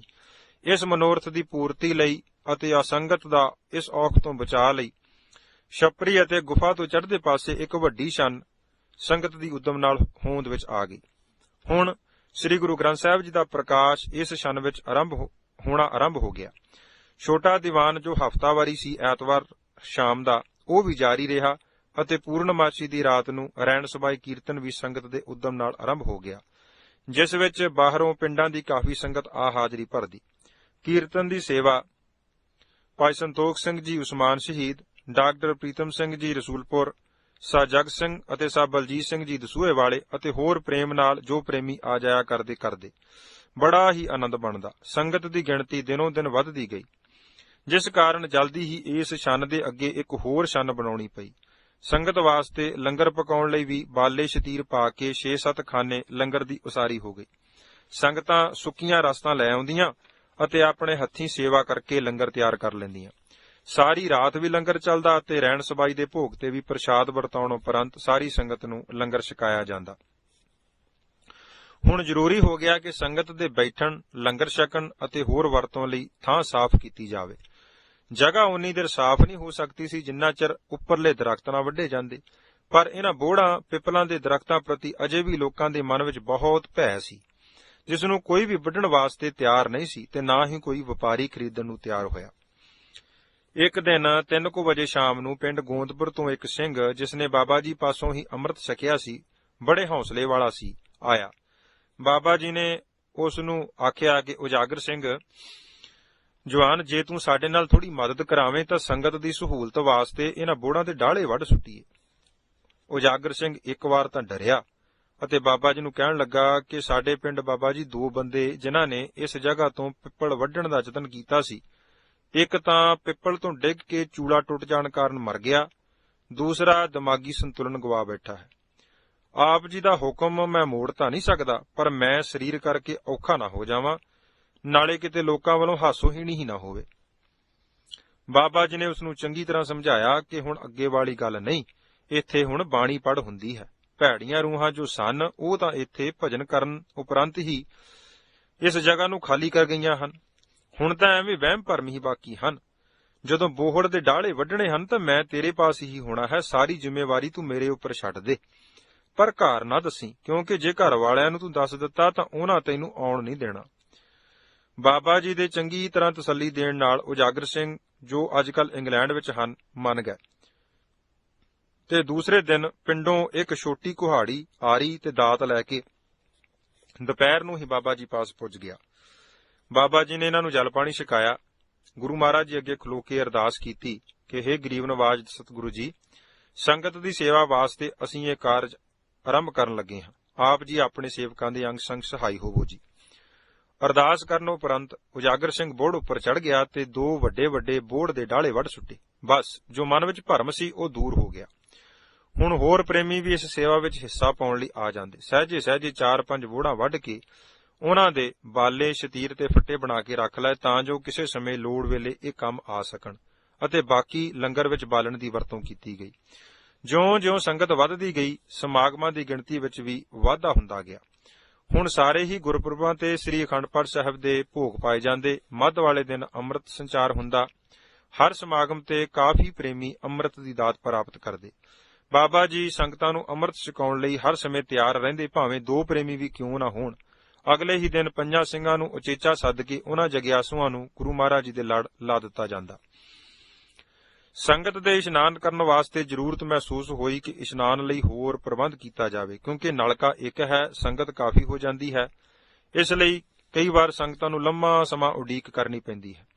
ਇਸ ਘਾਟ ਦੀ ਪੂਰਤੀ ਲਈ ਜੋ ਹੁਣ ਗੁਰਦੁਆਰਾ ਸਾਹਿਬ ਦਾ ਮੁੱਖ ਹਾਲ ਹੈ, ਇਸ ਦੇ ਗੇਟ ਦੇ ਸਾਹਮਣੇ ਵਿਹੜੇ ਵਿੱਚ 4 ਇੰਚ ਦਾ ਬੋਰ ਕਰਕੇ ਟਿਊਬਵੈੱਲ ਲਗਾ ਦਿੱਤਾ ਗਿਆ ਅਤੇ ਪਾਣੀ ਜਮ੍ਹਾਂ ਕਰਨ ਲਈ ਟੈਂਕੀ ਬਣਾ ਦਿੱਤੀ ਗਈ ਅਤੇ ਇਸ਼ਨਾਨ ਲਈ ਟੂਟੀਆਂ ਲੱਗ ਗਈਆਂ। ਬੀਬੀਆਂ ਵਾਸਤੇ ਇੱਕ ਜੁਦਾ ਇਸ਼ਨਾਨ ਘਰ ਬਣਾ ਕੇ ਟੂਟੀਆਂ ਲਗਾ ਦਿੱਤੀਆਂ ਗਈਆਂ। ਟਿਊਬਵੈੱਲ ਲੱਗਣ ਨਾਲ ਇਸ਼ਨਾਨ ਕਰਨ ਅਤੇ ਹੋਰ ਪਾਣੀ ਵਰਤਣ ਲਈ ਕਾਫੀ ਸਹੂਲਤ ਹੋ ਗਈ। ਪੁਰਾਣੇ ਸੰਗੀਆਂ ਨੂੰ ਜਿਵੇਂ-ਜਿਵੇਂ ਬਾਬਾ ਜੀ ਦਾ ਪਤਾ ਲੱਗਦਾ ਗਿਆ, ਤਿਵੇਂ-ਤਿਵੇਂ ਉਹ ਸੰਗਤ ਦਾ ਲਾਹਾ ਪ੍ਰਾਪਤ ਕਰਨ ਲਈ ਆਉਣ ਲੱਗੇ। ਪਟਿਆਲੇ ਤੋਂ ਭਾਈ ਵਧਾਵਾ ਸਿੰਘ ਜੀ, ਭਾਈ ਸ਼ੇਰ ਸਿੰਘ, ਭਾਈ ਕੁਲਵੰਤ ਸਿੰਘ ਅਤੇ ਡਾਕਟਰ ਕਰਤਾਰ ਸਿੰਘ ਹੋਰੀ ਇਤ ਆਦਿ ਕਾਫੀ ਸੰਗਤ ਨਾਲ ਲੈ ਕੇ ਸਮੇਂ-ਸਮੇਂ ਸਮਾਗਮਾਂ ਉੱਪਰ ਅਤੇ ਉਂਝ ਵੀ ਦਰਸ਼ਨਾਂ ਲਈ ਆਉਂਦੇ। 2 ਕੁ ਸਾਲ ਹਰ ਮਹੀਨੇ ਰਹਿਣ ਸਬਾਈ ਕੀਰਤਨ ਜਾਰੀ ਰਿਹਾ। ਫਿਰ ਬਾਬਾ ਜੀ ਨੇ ਰਾਤ ਦਾ ਦੀਵਾਨ ਤਾਂ ਬੰਦ ਕਰ ਦਿੱਤਾ, ਪਰ ਦਿਨ ਦੇ ਦੀਵਾਨ ਜਾਰੀ ਰੱਖੇ। ਬਾਬਾ ਜੀ ਬਹੁਤ ਖਿਲਾਰੇ ਤੋਂ ਸੰਕੋਚ ਕਰਦੇ ਸਨ ਕਿ ਇਹ ਖਿਲਾਰਾ ਮਤਾਂ ਕਿਸੇ ਸਮੇਂ ਬਿਰਤੀ ਦੇ ਖਿੰਡਾਓ ਦਾ ਕਾਰਨ ਨਾ ਬਣੇ ਅਤੇ ਦੁੱਖ ਰੂਪ ਨਾ ਬਣ ਜਾਵੇ। ਸੋ ਸਮਾਗਮਾਂ ਵਿੱਚ ਵਰਤੋਂ ਪਿੱਛੋਂ ਜਿੰਨੀ ਵੀ ਮਾਇਆ ਬਚਣੀ, ਉਸ ਮਾਇਆ ਦੇ ਹਲਵਾਈ ਪਾਸੋਂ ਲੱਡੂ ਬਣਵਾ ਕੇ ਸਕੂਲਾਂ ਵਿੱਚ ਛੋਟੇ ਬੱਚਿਆਂ ਨੂੰ ਵਰਤਾ ਦੇਣੇ। ਜੋ ਵੱਧ ਜਾਣ ਉਹ ਸੜਕ ਵਿੱਚ ਆਉਣ ਜਾਣ ਵਾਲੀ ਸੰਗਤ ਨੂੰ ਵਰਤਾ ਕੇ ਆਪ ਵਿਹਲੇ ਹੋ ਕੇ ਮੁੜ ਕੁਟਿਆ ਰਾਮਪੁਰ ਪਰਤ ਆਉਣਾ। ਜਿਵੇਂ ਜ਼ਿਕਰ ਕੀਤਾ ਹੈ ਕਿ ਬਾਬਾ ਜੀ ਖਿਲਾਰੇ ਵਿੱਚ ਪ੍ਰਵਿਰਤ ਨਹੀਂ ਸਨ ਹੋਣਾ ਚਾਹੁੰਦੇ, ਪਰ 1957 ਈਸਵੀ ਦੇ ਅੱਸੂ ਦੇ ਸਮਾਗਮ ਉਪਰੰਤ ਕੁਝ ਪ੍ਰੇਮੀ ਸਿੰਘਾਂ ਨੇ ਆਪ ਜੀ ਨੂੰ ਬੇਨਤੀ ਕੀਤੀ ਕਿ ਸੰਗਤ ਦੀ ਸਹੂਲਤ ਅਤੇ ਲਾਹਾ ਪ੍ਰਾਪਤ ਕਰਨ ਲਈ ਆਪ ਜੀ ਇੱਕ ਵੱਡੇ ਗੁਰਦੁਆਰਾ ਸਾਹਿਬ ਦੀ ਕਾਇਮੀ ਜ਼ਰੂਰ ਕਰੋ। ਬਾਬਾ ਜੀ ਨੇ ਸੰਗਤ ਦਾ ਕਿਹਾ ਵੀ ਨਾ ਮੋੜਿਆ ਤੇ ਉੱਤਰ ਦਿੱਤਾ ਕਿ ਦੇਖੋ, ਜੇ ਗੁਰੂ ਮਹਾਰਾਜ ਨੂੰ ਭਾਉਂਦਾ ਹੋਇਆ ਤਾਂ ਤੁਹਾਡਾ ਫੁਰਨਾ ਪੂਰਾ ਹੋ ਜਾਵੇਗਾ। ਸਤਿਗੁਰੂ ਜੀ ਆਪ ਵਿਦ ਬਹਾਨਾ ਬਣਾ ਦੇਣਗੇ। ਸੰਗਤਾਂ ਨੇ ਆਪੋ ਆਪਣੀ ਵਿੱਤ ਅਨੁਸਾਰ ਮਾਇਆ ਇਕੱਤਰ ਕਰਕੇ ਵੀ ਬਾਬਾ ਜੀ ਨੂੰ ਦੇ ਦਿੱਤੀ, ਜੋ ਤਕਰੀਬਨ ਉਸ ਸਮੇਂ 3000 ਰੁਪਏ ਦੇ ਨੇੜੇ ਤੇੜੇ ਸੀ। ਬਾਬਾ ਜੀ ਨੇ ਇਹ ਮਾਇਆ ਬਾਲਿਆਂ ਵਾਲੇ ਸਾਲਾਬ ਸਿੰਘ ਜੀ ਪਾਸ ਅਮਾਨਤ ਵਜੋਂ ਰੱਖ ਦਿੱਤੀ। 1 ਸਾਲ ਹੋਰ ਬੀਤ ਗਿਆ। ਸਮਾਗਮ ਤੇ ਫਿਰ ਸੰਗਤਾਂ ਇਕੱਤਰ ਹੋਈਆਂ ਤੇ ਪਿਛਲੇ ਸਾਲ ਵਾਲੀ ਬੇਨਤੀ ਫਿਰ ਦੁਹਰਾਈ। ਆਪ ਜੀ ਨੇ ਸੰਗਤਾਂ ਨੂੰ ਉੱਤਰ ਦਿੱਤਾ ਕਿ ਭਾਈ, ਜਿਹੜਾ ਕੰਮ ਸਹਿਜ ਨਾਲ ਹੋਵੇ ਉਹ ਚੰਗਾ ਹੁੰਦਾ ਹੈ। ਇਸ ਲਈ ਇਹ ਗੁਰੂ ਪਾਤਸ਼ਾਹ ਜੀ ਉੱਪਰ ਛੱਡ ਦੇਵੋ। ਜਦੋਂ ਸਤਿਗੁਰੂ ਜੀ ਨੂੰ ਭਾਇਆ ਤਾਂ ਇਹ ਕਾਰਜ ਸੁਤੇ ਸਿੱਧ ਹੀ ਹੋ ਜਾਵੇਗਾ। ਅੱਸੂ ਦੇ ਇਸ ਸਮਾਗਮ ਤੋਂ ਅਗਲੀ ਸ਼ਾਮ ਬਾਬਾ ਜੀ ਨੂੰ ਮੀਰੀ ਪੀਰੀ ਦੇ ਮਾਲਕ ਸਤਿਗੁਰੂ ਸਾਹਿਬ ਸ੍ਰੀ ਗੁਰੂ ਹਰਗੋਬਿੰਦ ਸਾਹਿਬ ਜੀ ਦੇ ਪ੍ਰਤੱਖ ਦਰਸ਼ਨ ਹੋਏ ਅਤੇ ਬਚਨ ਕੀਤਾ ਕਿ ਭਾਈ ਹਰਨਾਮ ਸਿੰਘ, ਤੁਹਾਨੂੰ ਇਸ ਸਥਾਨ ਤੇ ਅਸੀਂ ਸੰਗਤ ਨੂੰ ਪਰਮੇਸ਼ਰ ਜੀ ਨਾਲ ਜੋੜਨ ਵਾਸਤੇ ਭੇਜਿਆ ਹੈ। ਇਹ ਅਸਥਾਨ ਗੁਰਸਿੱਖੀ ਪ੍ਰਚਾਰ ਦਾ ਕੇਂਦਰ ਬਣਾਉਣਾ ਹੈ। ਸੰਗਤ ਜੋ ਗੁਰਦੁਆਰਾ ਸਾਹਿਬ ਦੀ ਉਸਾਰੀ ਲਈ ਆਖ ਰਹੀ ਹੈ, ਉਹਨਾਂ ਨੂੰ ਵੀ ਅਸੀਂ ਹੀ ਪ੍ਰੇਰਨਾ ਦਿੱਤੀ ਹੈ। ਇਹ ਅਸਥਾਨ ਜਿੱਥੇ ਤੁਹਾਨੂੰ ਬਿਠਾਇਆ ਹੈ, ਪੁਰਾਣੇ ਰਿਸ਼ੀਆਂ ਦੀ ਤਪੋ ਭੂਮੀ ਹੈ। ਇਸੇ ਹੀ ਸਥਾਨ ਤੇ ਦੁਆਪਰ ਵਿੱਚ ਕ੍ਰਿਸ਼ਨ ਜੀ ਵੀ ਪਾਂਡਵਾਂ ਨੂੰ ਆ ਕੇ ਮਿਲੇ ਸਨ। ਉਹ ਘਟਨਾ ਇਸ ਤਰ੍ਹਾਂ ਸੀ ਕਿ ਜਦੋਂ ਪਾਂਡਵ ਬਨਵਾਸ ਕੱਟਦੇ ਹੋਏ ਦਸੂਹੇ ਵਿਰਾਟ ਰਾਜੇ ਪਾਸ ਨੌਕਰ ਬਣ ਕੇ ਦਿਨ ਬਸਰ ਕਰ ਰਹੇ ਸਨ। ਤਦ ਕ੍ਰਿਸ਼ਨ ਜੀ ਉਹਨਾਂ ਨੂੰ ਮਿਲਣ ਵਾਸਤੇ ਆਏ।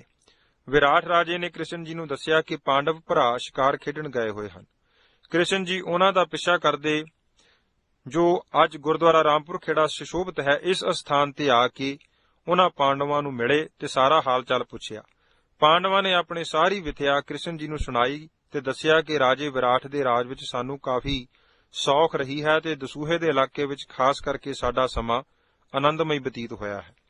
ਇਹ ਸਾਰੀ ਗੱਲਬਾਤ ਕ੍ਰਿਸ਼ਨ ਜੀ ਨੇ ਸੁਣੀ ਅਤੇ ਇਸ ਅਸਥਾਨ ਭਾਵ ਗੁਰਦੁਆਰਾ ਸਾਹਿਬ ਦੀ ਥਾਂ ਤੇ ਵਰ ਦਿੱਤਾ ਕਿ ਜਿਸ ਅਸਥਾਨ ਨੇ ਤੁਹਾਨੂੰ ਰਾਹਤ ਦਿੱਤੀ ਹੈ, ਉਸ ਤੋਂ 12-12 ਕੋਹ ਤੱਕ ਕਦੇ ਕਾਲ ਨਹੀਂ ਪਵੇਗਾ। ਹਾਂ, ਕਦੇ ਝਿੜਕੀ ਭਾਵ ਥੋੜਾ ਅੰਨ ਪੈਦਾ ਹੋਣ ਵਾਲੀ ਹਾਲਤ ਉਹ ਤਾਂ ਹੋ ਸਕਦੀ ਹੈ। ਅਤੇ ਨਾਲ ਹੀ ਸਤਿਗੁਰੂ ਜੀ ਨੇ ਹੁਕਮ ਕੀਤਾ ਕਿ ਇਸ ਤੋਂ ਬਿਨਾਂ ਇੱਥੇ ਹੋਰ ਵੀ ਕਈ ਮਹਾਂਪੁਰਸ਼ਾਂ ਨੇ ਤਪ ਕੀਤਾ ਹੈ ਤੇ ਅਸੀਂ ਵੀ ਯੋਧਿਆਂ ਸਮੇਤ ਇਸ ਸਥਾਨ ਤੇ ਕਿਸੇ ਸਮੇਂ ਆ ਕੇ ਕੁਝ ਸਮਾਂ ਆਰਾਮ ਕੀਤਾ ਸੀ।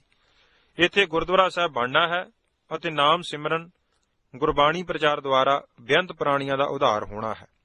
ਤੁਸੀਂ ਗੁਰਦੁਆਰਾ ਸਾਹਿਬ ਦੀ ਉਸਾਰੀ ਆਰੰਭ ਕਰ ਦੇਵੋ, ਕਿਸੇ ਕਿਸਮ ਦੀ ਕੋਈ ਅੜਚਣ ਨਹੀਂ ਪਵੇਗੀ ਤੇ ਜਿਸ ਨੂੰ ਤੁਸੀਂ ਖਿਲਾਰਾ ਸਮਝ ਰਹੇ ਹੋ, ਇਸ ਪਸਾਰੇ ਦਾ ਤੁਹਾਡੀ ਬਿਰਤੀ ਤੇ ਕੋਈ ਅਸਰ ਨਹੀਂ ਹੋਵੇਗਾ, ਸਗੋਂ ਤੁਹਾਨੂੰ ਇਸ ਸੇਵਾ ਵਿੱਚੋਂ ਵੀ ਆਤਮਕ ਲਾਭ ਮਿਲੇਗਾ। ਸਤਿਗੁਰੂ ਜੀ ਦਾ ਹੁਕਮ ਮਿਲਣ ਤੇ ਅਗਲੇ ਦਿਨ ਹੀ ਜੋ ਸੰਗਤ ਅੱਸੂ ਦੇ ਸਮਾਗਮ ਤੇ ਆਈ ਸੀ ਅਤੇ ਅਜ ਇੱਥੇ ਹੀ ਸੀ, ਸਾਰਿਆਂ ਨੂੰ ਨਾਲ ਲੈ ਕੇ ਸਤਿਗੁਰੂ ਸ੍ਰੀ ਗੁਰੂ ਗ੍ਰੰਥ ਸਾਹਿਬ ਜੀ ਦੇ ਹਜ਼ੂਰ ਪ੍ਰਸ਼ਾਦ ਕਰਕੇ ਹੁਕਮਨਾਮਾ ਲਿਆ, ਜੋ ਸਤਿਗੁਰੂ ਸਾਹਿਬ ਸ੍ਰੀ ਗੁਰੂ ਗ੍ਰੰਥ ਸਾਹਿਬ ਜੀ ਦੇ ਪੰਨਾ 869 ਤੇ ਦਰਜ ਹੈ। ਇੱਕ ਓੰਕਾਰ ਸਤਿਗੁਰ ਪ੍ਰਸਾਦ, ਰਾਗ ਗੋਂਡ ਅਸ਼ਟਪਦੀਆਂ, ਮਹੱਲਾ ਪੰਜਵਾਂ, ਘਰ ਦੂਜਾ। ਕਰ ਨਮਸਕਾਰ ਪੂਰੇ ਗੁਰਦੇਵ, ਸਫਲ ਮੂਰਤ ਸਫਲ ਜਾਂ ਕੀ ਸੇਵ, ਅੰਤਰਜਾਮੀ ਪੁਰਖ ਵਿਧਾਤਾ, ਆਠ ਪਹਿਰ ਨਾਮ ਰੰਗ ਰਾਤਾ। ਬਾਬਾ ਜੀ ਨੇ ਸੰਗਤ ਨੂੰ ਬੇਨਤੀ ਕੀਤੀ ਕਿ ਜੋ ਆਪ ਸੰਗਤਾਂ ਨੇ ਗੁਰਦੁਆਰਾ ਸਾਹਿਬ ਉਸਾਰਨ ਦਾ ਸੰਕਲਪ ਬਣਾਇਆ ਸੀ, ਸਤਿਗੁਰੂ ਜੀ ਨੇ ਉਸ ਦੀ ਪ੍ਰਵਾਨਗੀ ਦੇ ਦਿੱਤੀ ਹੈ, ਸੋ ਜਲਦੀ ਹੀ ਉਸਾਰੀ ਆਰੰਭ ਹੋ ਜਾਵੇਗੀ। ਸੰਗਤ ਅਤਿਅੰਤ ਪ੍ਰਸੰਨ ਹੋਈ, ਕਿਉਂਕਿ 3-4 ਸਾਲ ਤੋਂ ਸੰਗਤ ਦਾ ਇਹ ਫੁਰਨਾ ਸਾਕਾਰ ਨਹੀਂ ਹੋ ਰਿਹਾ ਸੀ। ਜਦ ਇਸ ਫੁਰਨੇ ਨੇ ਸਤਿਗੁਰੂ ਜੀ ਦੇ ਹੁਕਮ ਵਿੱਚ ਮੋੜ ਖਾਧਾ ਤਾਂ ਸੰਗਤ ਦੀ ਪ੍ਰਸੰਨਤਾ ਹੋਣੀ ਲਾਜ਼ਮੀ ਸੀ। ਸੋ ਇਹ ਮਤਾ 7 ਸਤੰਬਰ 1958 ਈਸਵੀ ਨੂੰ ਗੁਰੂ ਪ੍ਰਵਾਨਗੀ ਨਾਲ ਪਾਸ ਹੋਇਆ। ਉਸਾਰੀ ਵਾਸਤੇ ਲੋੜੀਂਦਾ ਸਮਾਨ ਆਉਣਾ ਸ਼ੁਰੂ ਹੋ ਗਿਆ। 30 ਮਾਰਚ 1959 ਮੁਤਾਬਕ 17 ਚੇਤਰ 2015 ਬਿਕਰਮੀ ਦਿਨ ਸੋਮਵਾਰ ਨੂੰ ਗੁਰਦੁਆਰਾ ਸਾਹਿਬ, ਜਿਸ ਅਸਥਾਨ ਵਿੱਚ ਸਤਿਗੁਰੂ ਜੀ ਦਾ ਪ੍ਰਕਾਸ਼ ਹੁਣ ਹੁੰਦਾ ਹੈ, ਦਾ ਨੀਂਹ ਪੱਥਰ ਬਾਬਾ ਜੀ ਨੇ 5 ਸਿੰਘਾਂ ਸਮੇਤ ਰੱਖ ਦਿੱਤਾ। ਨੀਂਹ ਪੱਥਰ ਰੱਖਣ ਤੋਂ ਪਹਿਲਾਂ ਸਤਿਗੁਰੂ ਸ੍ਰੀ ਗੁਰੂ ਗ੍ਰੰਥ ਸਾਹਿਬ ਜੀ ਅੱਗੇ ਕੜਾਹ ਪ੍ਰਸ਼ਾਦ ਕਰਕੇ ਅਰਦਾਸ ਕੀਤੀ ਗਈ ਤੇ ਮੁਖਵਾਕ ਲਿਆ, ਜੋ ਧੰਨ ਗੁਰੂ ਅਮਰਦਾਸ ਸਾਹਿਬ ਪਾਤਸ਼ਾਹ ਨੇ ਬਖਸ਼ਿਸ਼ ਕੀਤਾ, ਜੋ ਪੰਨਾ 653-54 ਤੇ ਦਰਜ ਹੈ। ਸ਼ਲੋਕ ਮਹੱਲਾ ਤੀਜਾ। ਇਹ ਮਨ ਹਰ ਜੀ ਧਿਆਏ ਤੂੰ, ਇੱਕ ਮਨ ਇੱਕ ਚਿੱਤ ਭਾਏ, ਹਰ ਕੀਆਂ ਸਦਾ ਸਦਾ ਵਡਿਆਈਆਂ, ਦੇ ਨਾ ਪਛੋਤਾਏ, ਹਉ ਹਰ ਕੈ ਸਦ ਬਲਿਹਾਰਣੈ, ਜਿਤ ਸੇਵੈ ਸੁਖ ਪਾਏ। ਗੁਰਦੁਆਰਾ ਸਾਹਿਬ ਜੀ ਦੀ ਉਸਾਰੀ ਆਰੰਭ ਹੋ ਗਈ। ਪਿੰਡਾਂ ਵਿੱਚੋਂ ਸੰਗਤ ਬੜੇ ਉਤਸ਼ਾਹ ਨਾਲ ਸੇਵਾ ਕਰਨ ਆਉਂਦੀ। ਬਾਬਾ ਜੀ ਸੇਵਾ ਕਰਨ ਆਈ ਸੰਗਤ ਦੀ ਆਪਣੀ ਹੱਥੀਂ ਸੇਵਾ ਕਰਦੇ। ਜਦੋਂ ਵੇਲ ਮਿਲਦੀ ਰੋੜੀ ਕੁੱਟਣ, ਇੱਟਾਂ ਢੋਣ ਦੀ ਵੀ ਆਪ ਸੇਵਾ ਕਰਿਆ ਕਰਦੇ। ਕਈ ਵਾਰ ਸੰਗਤ ਨੇ ਪਿਆਰ ਵਿੱਚ ਬੇਨਤੀ ਕਰਨੀ ਕਿ ਬਾਬਾ ਜੀ ਆਪ ਜੀ ਖੇਚਲ ਨਾ ਕਰੋ, ਤਾਂ ਬਾਬਾ ਜੀ ਨੇ ਉੱਤਰ ਦੇਣਾ ਕਿ ਭਾਈ ਇਹ ਕਿਹੜਾ ਕਿਸੇ ਦੇ ਘਰ ਦਾ ਕੰਮ ਹੈ, ਇਹ ਤਾਂ ਗੁਰੂ ਦਾ ਕਾਰਜ ਹੈ। ਜੋ ਵੀ ਭਾਵਨੀ ਸਹਿਤ ਸੇਵਾ ਕਰੇਗਾ ਉਸੇ ਨੂੰ ਹੀ ਲਾਭ ਹੋਵੇਗਾ। ਤੁਸੀਂ ਸੇਵਾ ਕਰੋਗੇ ਤਾਂ ਤੁਹਾਨੂੰ ਫਲ ਮਿਲਣਾ ਹੈ, ਮੈਂ ਕਰਾਂਗਾ ਤਾਂ ਮੈਨੂੰ ਲਾਹਾ ਪ੍ਰਾਪਤ ਹੋਵੇਗਾ। ਨਾਲੇ ਇਹ ਸਮੇਂ ਵਾਰ-ਵਾਰ ਹੱਥ ਨਹੀਂ ਆਉਂਦੇ। ਸੰਗਤ ਦੇ ਗੁਰਦੁਆਰਾ ਸਾਹਿਬ ਦੀ ਉਸਾਰੀ। ਅੱਸੂ ਮਹੀਨੇ ਵਿੱਚ ਕਰਵਾਏ ਅਖੰਡ ਪਾਠ ਸਾਹਿਬ ਦੇ ਸਮਾਗਮ ਤੋਂ ਅਗਲੇ ਦਿਨ 30 ਕੁ ਪ੍ਰੇਮੀ ਗੁਰੂ ਦੇ ਲੜ ਲੱਗਣ ਵਾਸਤੇ ਤਿਆਰ ਹੋ ਗਏ। 5 ਪਿਆਰਿਆਂ ਨੂੰ ਸੱਦ ਕੇ ਪਿੰਡ ਬਾਲਿਆਂ ਦੇ ਗੁਰਦੁਆਰਾ ਸਾਹਿਬ ਵਿਖੇ ਉਹਨਾਂ ਨੂੰ ਅੰਮ੍ਰਿਤ ਛਕਾ ਕੇ ਗੁਰੂ ਵਾਲੇ ਬਣਾਇਆ ਅਤੇ ਜੀਵਨ ਸਫਲਾ ਕਰਨ ਦੀ ਜਾਚ ਦੱਸੀ ਗਈ। ਬਾਬਾ ਜੀ ਨੇ ਮਨ ਵਿੱਚ ਵਿਚਾਰ ਕੀਤੀ ਕਿ ਗੁਰੂ ਪਾਤਸ਼ਾਹ ਜੀ ਨੇ ਜਿਸ ਸੇਵਾ ਲਈ ਇਸ ਅਸਥਾਨ ਤੇ ਮੈਨੂੰ ਭੇਜਿਆ ਹੈ, ਉਸ ਦੀ ਪੂਰਤੀ ਲਈ ਸਤਿਗੁਰੂ ਜੀ ਆਪ ਹੀ ਸੰਗਤਾਂ ਨੂੰ ਪ੍ਰੇਰਣਾ ਦੇ ਕੇ ਇਹ ਕਾਰਜ ਕਰਵਾ ਰਹੇ ਹਨ। ਇਸੇ ਅੱਸੂ ਦੇ ਪਹਿਲੇ ਅਖੰਡ ਪਾਠ ਸਾਹਿਬ ਤੋਂ ਬਾਅਦ ਗੁਫਾ ਵਿੱਚ ਹੀ ਸਤਿਗੁਰੂ ਜੀ ਦਾ ਪ੍ਰਕਾਸ਼ ਕਰਕੇ ਹਰ ਐਤਵਾਰ ਦੀ ਰਾਤ ਨੂੰ ਰਾਤ ਦੇ 12 ਵਜੇ ਤੱਕ ਕੀਰਤਨ ਦਾ ਪ੍ਰੋਗਰਾਮ ਆਰੰਭ ਹੋ ਗਿਆ। ਕੀਰਤਨੀਏ ਸਿੰਘ ਕੋਈ ਬਾਹਰੋਂ ਨਹੀਂ ਸੱਦੇ ਜਾਂਦੇ ਸਨ। ਇੱਕ ਬਾਬਾ ਜੀ ਦੇ ਵੱਡੇ ਭਾਈ ਸਾਹਿਬ ਭਾਈ ਤਾਰਾ ਸਿੰਘ ਜੀ ਅਤੇ ਧੁੱਗਿਆਂ ਤੋਂ ਹੀ ਸਰਦਾਰ ਗੁਰਬਖਸ਼ ਸਿੰਘ ਤੇ ਸਾਹਿਬ ਬਲਵੰਤ ਸਿੰਘ ਆ ਜਾਂਦੇ। ਪਿੰਡ ਬਾਲੇ ਤੋਂ ਸਾਡਾ ਪਰਿਵਾਰ, ਸਾਲਾਬ ਸਿੰਘ ਜੀ, 2-3 ਪ੍ਰੇਮੀ ਹੋਰ ਅਤੇ ਮਾਸਟਰ ਕਾਬਲ ਸਿੰਘ ਜੀ ਗੋਂਦਪੁਰ ਤੋਂ ਅਤੇ ਉਹਨਾਂ ਦਾ ਪਰਿਵਾਰ। ਇਹ ਛੋਟੀ ਜਿਹੀ ਸੰਗਤ ਗੁਰੂ ਕੇ ਹਜ਼ੂਰ ਬੈਠ ਬੜੇ ਪਿਆਰ ਨਾਲ ਸਿੱਧੀਆਂ ਧਾਰਨਾ ਵਿੱਚ ਬਿਨਾਂ ਵਾਜੇ ਤੋਂ ਢੋਲਕੀ ਅਤੇ ਚਿਮਟੇ ਨਾਲ ਹੀ ਕੀਰਤ ਪ੍ਰਭ ਕੀ ਗਾਓ ਮੇਰੀ ਰਸਨਾ ਦੇ ਵਾਕਾਂ ਅਨੁਸਾਰ ਪ੍ਰਭੂ ਉਸਤਤੀ ਗਾ ਕੇ ਆਪਣੇ ਜੀਵਨ ਦੀਆਂ ਘੜੀਆਂ ਨੂੰ ਸਫਲ ਕਰਨ ਦਾ ਯਤਨ ਕਰਦੀ। ਹੋਰ ਲਾਹਾ ਲੈਣ ਵਾਸਤੇ ਹਰ ਪੂਰਨਮਾਸ਼ੀ ਦੀ ਰਾਤ ਨੂੰ ਗੁਰੂ ਨਾਨਕ ਸਾਹਿਬ ਪਾਤਸ਼ਾਹ ਜੀ ਦੀ ਅਗੰਮੀ ਬਾਣੀ ਸ੍ਰੀ ਜਪਜੀ ਸਾਹਿਬ ਦੇ ਪਾਠ ਵਾਰੀ-ਵਾਰੀ ਸਾਰੀ ਸੰਗਤ ਕਰਦੀ। ਇੱਕ ਸਿੰਘ ਪਾਠ ਕਰਦਾ, ਬਾਕੀ ਸੁਣਦੇ, ਫਿਰ ਦੂਸਰਾ ਆਪਣੀ ਵਾਰੀ ਨਾਲ ਪਾਠ ਦਾ ਉਚਾਰਨ ਕਰਦਾ। ਇਹ ਪਾਠ ਪੂਰੇ ਕਰ ਲੈਣ ਉਪਰੰਤ ਇੱਕ ਮਾਲਾ ਸ਼ਲੋਕ ਸੰਸਕ੍ਰਿਤੀ ਵਿੱਚੋਂ ਘੋਰ ਦੁਖਿਅੰ ਅਨਕ ਹਤਿਅੰ ਜਨਮ ਦਾਰਿਦਰੰ ਮਹਾ ਬਖਿਆਦੰ ਮਿਟੰਤ ਸਗਲ ਸਿਮਰੰਤ ਹਰ ਨਾਮ ਨਾਨਕ ਜੈਸੇ ਪਾਵਕ ਕਾਸ਼ਟ ਭਸਮੰ ਕਰੋਤ, ਇਸ ਦੀ ਸਾਰੀ ਹੀ ਸੰਗਤ ਕਰਦੀ। ਇਹ ਸਾਰੇ ਪਾਠ ਪੂਰੇ ਕਰਨ ਤੱਕ ਅੰਮ੍ਰਿਤ ਵੇਲਾ ਹੋ ਜਾਂਦਾ। ਅੰਮ੍ਰਿਤ ਵੇਲੇ ਦੀ ਸੰਭਾਲ ਕਰਨ ਵਾਸਤੇ ਨਿਤਨੇਮ ਦੀਆਂ 5 ਬਾਣੀਆਂ ਦਾ ਉਪਰੰਤ ਸੁਖਮਨੀ ਸਾਹਿਬ ਜੀ ਦਾ ਪਾਠ ਸੰਗਤੀ ਰੂਪ ਵਿੱਚ ਕੀਤਾ ਜਾਂਦਾ।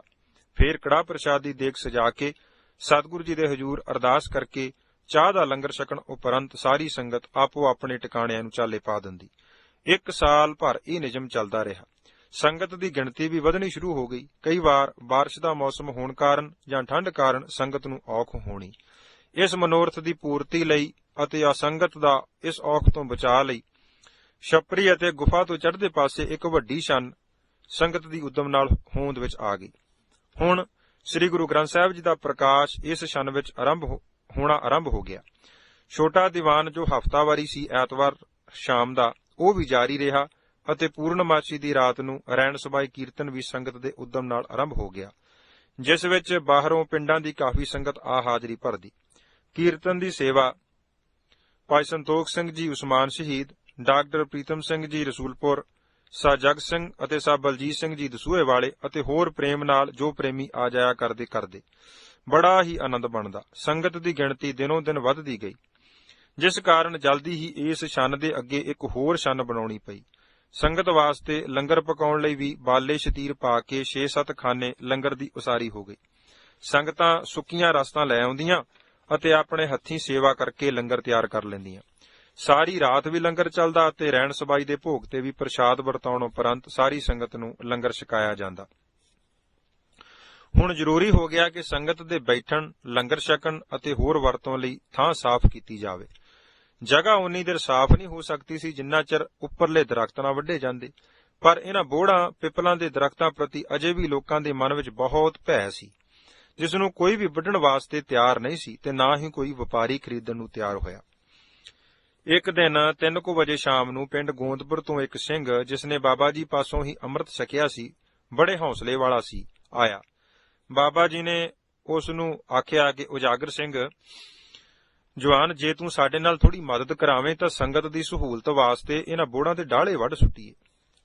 ਉਜਾਗਰ ਸਿੰਘ ਇੱਕ ਵਾਰ ਤਾਂ ਡਰਿਆ ਅਤੇ ਬਾਬਾ ਜੀ ਨੂੰ ਕਹਿਣ ਲੱਗਾ ਕਿ ਸਾਡੇ ਪਿੰਡ ਬਾਬਾ ਜੀ 2 ਬੰਦੇ ਜਿਨ੍ਹਾਂ ਨੇ ਇਸ ਜਗ੍ਹਾ ਤੋਂ ਪਿੱਪਲ ਵੱਢਣ ਦਾ ਯਤਨ ਕੀਤਾ ਸੀ, ਇੱਕ ਤਾਂ ਪਿੱਪਲ ਤੋਂ ਡਿੱਗ ਕੇ ਚੂਲਾ ਟੁੱਟ ਜਾਣ ਕਾਰਨ ਮਰ ਗਿਆ, ਦੂਸਰਾ ਦਿਮਾਗੀ ਸੰਤੁਲਨ ਗਵਾ ਬੈਠਾ ਹੈ।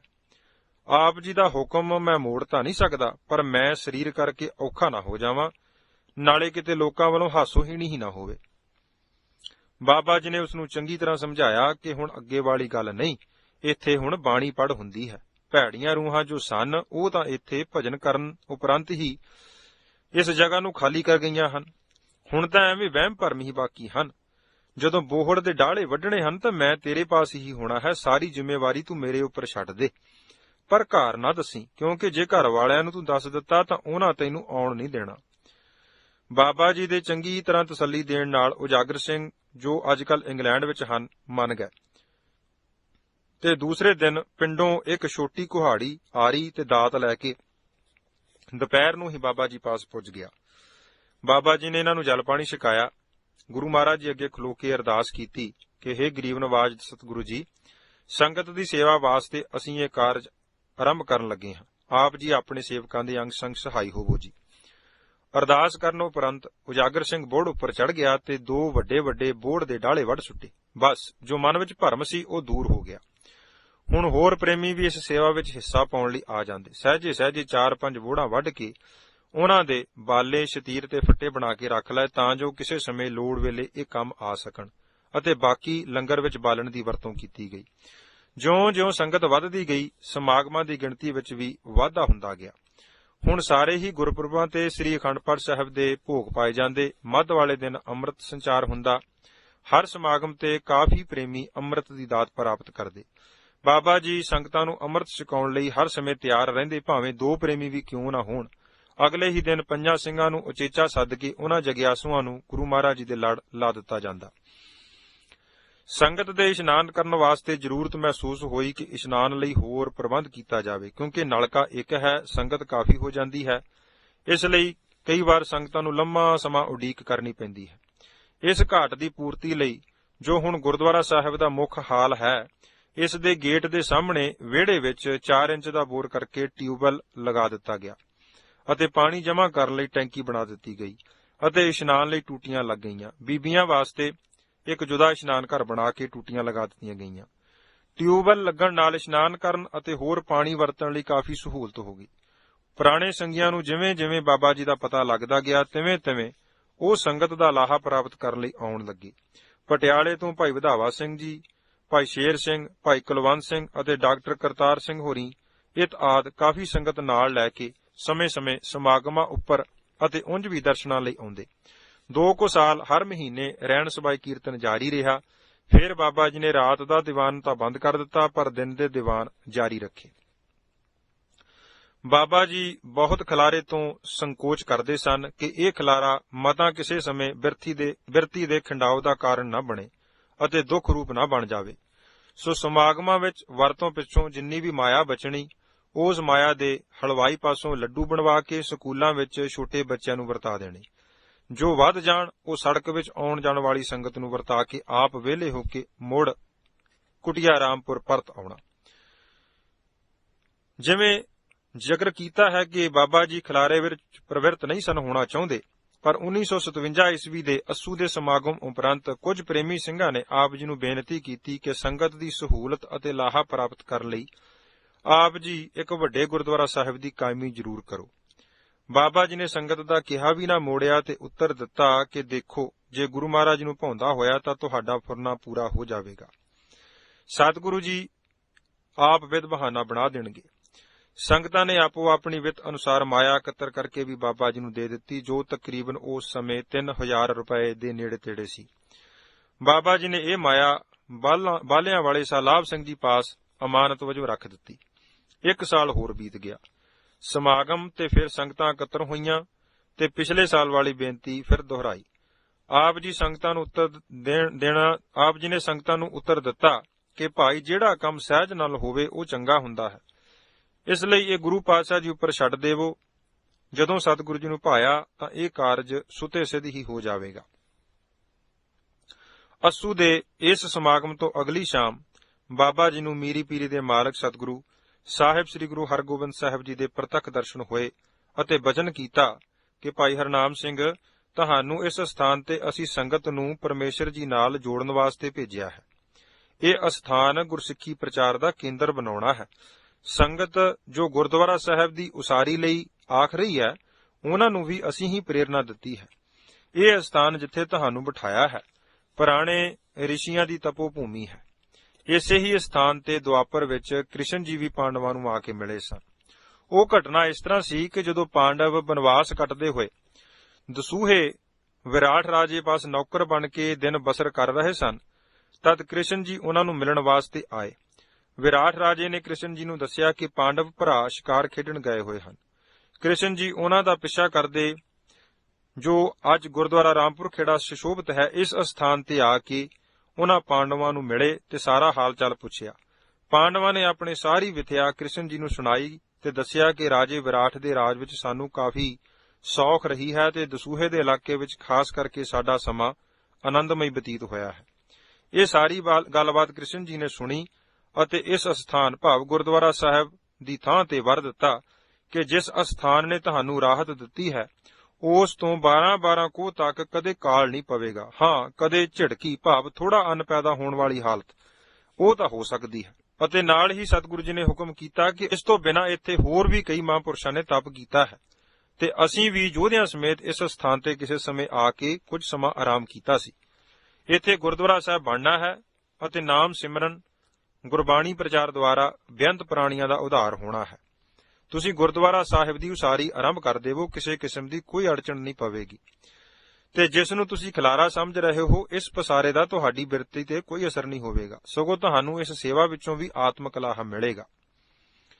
ਸਤਿਗੁਰੂ ਜੀ ਦਾ ਹੁਕਮ ਮਿਲਣ ਤੇ ਅਗਲੇ ਦਿਨ ਹੀ ਜੋ ਸੰਗਤ ਅੱਸੂ ਦੇ ਸਮਾਗਮ ਤੇ ਆਈ ਸੀ ਅਤੇ ਅਜੇ ਇੱਥੇ ਹੀ ਸੀ, ਸਾਰਿਆਂ ਨੂੰ ਨਾਲ ਲੈ ਕੇ ਸਤਿਗੁਰੂ ਸ੍ਰੀ ਗੁਰੂ ਗ੍ਰੰਥ ਸਾਹਿਬ ਜੀ ਦੇ ਹਜ਼ੂਰ ਪ੍ਰਸ਼ਾਦ ਕਰਕੇ ਹੁਕਮਨਾਮਾ ਲਿਆ, ਜੋ ਸਤਿਗੁਰੂ ਸਾਹਿਬ ਸ੍ਰੀ ਗੁਰੂ ਗ੍ਰੰਥ ਸਾਹਿਬ ਜੀ ਦੇ ਪੰਨਾ 869 ਤੇ ਦਰਜ ਹੈ।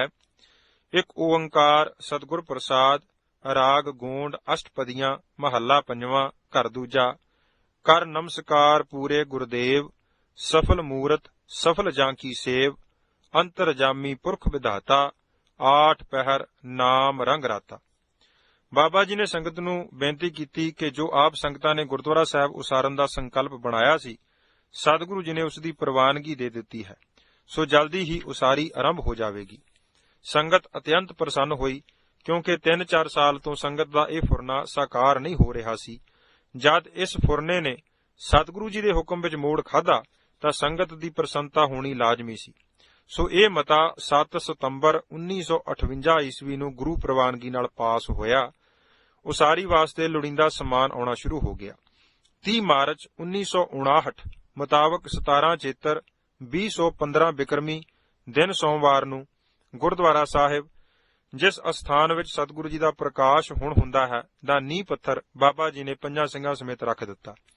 ਨੀਂਹ ਪੱਥਰ ਰੱਖਣ ਤੋਂ ਪਹਿਲਾਂ ਸਤਿਗੁਰੂ ਸ੍ਰੀ ਗੁਰੂ ਗ੍ਰੰਥ ਸਾਹਿਬ ਜੀ ਅੱਗੇ ਕੜਾਹ ਪ੍ਰਸ਼ਾਦ ਕਰਕੇ ਅਰਦਾਸ ਕੀਤੀ ਗਈ ਤੇ ਮੁਖਵਾਕ ਲਿਆ, ਜੋ ਧੰਨ ਗੁਰੂ ਅਮਰਦਾਸ ਸਾਹਿਬ ਪਾਤਸ਼ਾਹ ਨੇ ਬਖਸ਼ਿਸ਼ ਕੀਤਾ, ਜੋ ਪੰਨਾ 653-54 ਤੇ ਦਰਜ ਹੈ। ਸ਼ਲੋਕ ਮਹੱਲਾ ਤੀਜਾ। ਏ ਮਨ ਹਰ ਜੀ ਧਿਆਏ ਤੂੰ, ਇੱਕ ਮਨ ਇੱਕ ਚਿੱਤ ਭਾਏ, ਹਰ ਕੀਆਂ ਸਦਾ ਸਦਾ ਵਡਿਆਈਆਂ, ਦੇ ਨਾ ਪਛੋਤਾਏ, ਹਉ ਹਰ ਕੈ ਸਦ ਬਲਿਹਾਰਣੈ, ਜਿਤ ਸੇਵੈ ਸੁਖ ਪਾਏ। ਗੁਰਦੁਆਰਾ ਸਾਹਿਬ ਜੀ ਦੀ ਉਸਾਰੀ ਆਰੰਭ ਹੋ ਗਈ। ਪਿੰਡਾਂ ਵਿੱਚੋਂ ਸੰਗਤ ਬੜੇ ਉਤਸ਼ਾਹ ਨਾਲ ਸੇਵਾ ਕਰਨ ਆਉਂਦੀ। ਬਾਬਾ ਜੀ ਸੇਵਾ ਕਰਨ ਆਈ ਸੰਗਤ ਦੀ ਆਪਣੀ ਹੱਥੀਂ ਸੇਵਾ ਕਰਦੇ। ਜਦੋਂ ਵੇਲ ਮਿਲਦੀ ਰੋੜੀ ਕੁੱਟਣ, ਇੱਟਾਂ ਢੋਣ ਦੀ ਵੀ ਆਪ ਸੇਵਾ ਕਰਿਆ ਕਰਦੇ। ਕਈ ਵਾਰ ਸੰਗਤ ਨੇ ਪਿਆਰ ਵਿੱਚ ਬੇਨਤੀ ਕਰਨੀ ਕਿ ਬਾਬਾ ਜੀ ਆਪ ਜੀ ਖੇਚਲ ਨਾ ਕਰੋ, ਤਾਂ ਬਾਬਾ ਜੀ ਨੇ ਉੱਤਰ ਦੇਣਾ ਕਿ ਭਾਈ ਇਹ ਕਿਹੜਾ ਕਿਸੇ ਦੇ ਘਰ ਦਾ ਕੰਮ ਹੈ, ਇਹ ਤਾਂ ਗੁਰੂ ਦਾ ਕਾਰਜ ਹੈ। ਜੋ ਵੀ ਭਾਵਨੀ ਸਹਿਤ ਸੇਵਾ ਕਰੇਗਾ ਉਸੇ ਨੂੰ ਹੀ ਲਾਭ ਹੋਵੇਗਾ। ਤੁਸੀਂ ਸੇਵਾ ਕਰੋਗੇ ਤਾਂ ਤੁਹਾਨੂੰ ਫਲ ਮਿਲਣਾ ਹੈ, ਮੈਂ ਕਰਾਂਗਾ ਤਾਂ ਮੈਨੂੰ ਲਾਹਾ ਪ੍ਰਾਪਤ ਹੋਵੇਗਾ। ਨਾਲੇ ਇਹ ਸਮੇਂ ਵਾਰ-ਵਾਰ ਹੱਥ ਨਹੀਂ ਆਉਂਦੇ। ਸੰਗਤ ਦੇ ਚਲੇ ਜਾਣ ਉਪਰੰਤ ਬਾਬਾ ਜੀ ਤੇ ਉਹਨਾਂ ਦੇ ਉੱਤਰਾਧਿਕਾਰੀ ਹੁਣ ਬਾਬਾ ਸੇਵਾ ਸਿੰਘ ਜੀ ਸੀਮਟ ਨਾਲ ਲਿਬੜੇ ਲੋਹਾਂਡੇ ਸਾਫ਼ ਕਰਦੇ, ਇੱਧਰ ਉੱਧਰ ਪਿਆ ਸਮਾਨ ਸਾਂਭਦੇ। ਇਸ ਗੁਰਦੁਆਰਾ ਸਾਹਿਬ ਦੀ ਉਸਾਰੀ ਵਾਸਤੇ ਬਾਬਾ ਜੀ ਨੇ ਰਸੀਦਾਂ ਛਪਵਾ ਕੇ ਉਕਰਾਹੀ ਨਹੀਂ ਕੀਤੀ, ਨਾ ਹੀ ਸਮਾਗਮਾਂ ਉੱਪਰ ਕਿਸੇ ਕਿਸਮ ਦੀਆਂ ਅਪੀਲਾਂ ਮਾਇਆ ਇਕੱਠੀ ਕਰਨ ਵਾਸਤੇ ਕੀਤੀਆਂ। ਸੁਤੇ ਸਿੱਧ ਜਿੰਨੀ ਕੋ ਮਾਇਆ ਲੱਗਣੀ ਹੁੰਦੀ, ਗੁਰੂ ਪ੍ਰੇਰਣਾ ਸਦਕਾ ਸੰਗਤ ਰਾਹੀਂ ਆ ਜਾਂਦੀ, ਜੋ ਲੋੜ ਅਨੁਸਾਰ ਵਰਤ ਲਈ ਜਾਂਦੀ। ਜੇ ਕਦੀ ਮਾਇਆ ਦਾ ਥੋੜਾ ਟੋਟਾ ਆ ਜਾਂਦਾ ਤਾਂ ਆਪ ਜੀ ਉਸ ਸਮੇਂ ਗੁਪਤ ਖਜ਼ਾਨੇ ਨੂੰ ਵਰਤ ਲੈਂਦੇ। ਇਹਨਾਂ ਹੀ ਦਿਨਾਂ ਦੀ ਹੱਥੀਂ ਵਰਤੀ ਤੇ ਅੱਖੀਂ ਵੇਖੀ ਘਟਨਾ ਸਤਿਕਾਰਯੋਗ ਬਾਬਾ ਸੇਵਾ ਸਿੰਘ ਜੀ ਨੇ ਇਸੇ ਪੁਸਤਕ ਵਿੱਚ ਇਸ ਤਰ੍ਹਾਂ ਦਰਜ ਕੀਤੀ ਹੋਈ ਹੈ ਕਿ ਇੱਕ ਦਿਨ ਉਹ ਆਪ ਬਾਹਰ ਕਿਤੇ ਗਏ ਹੋਏ ਸਨ। ਗਰਮੀ ਦੇ ਦਿਨ ਸਨ।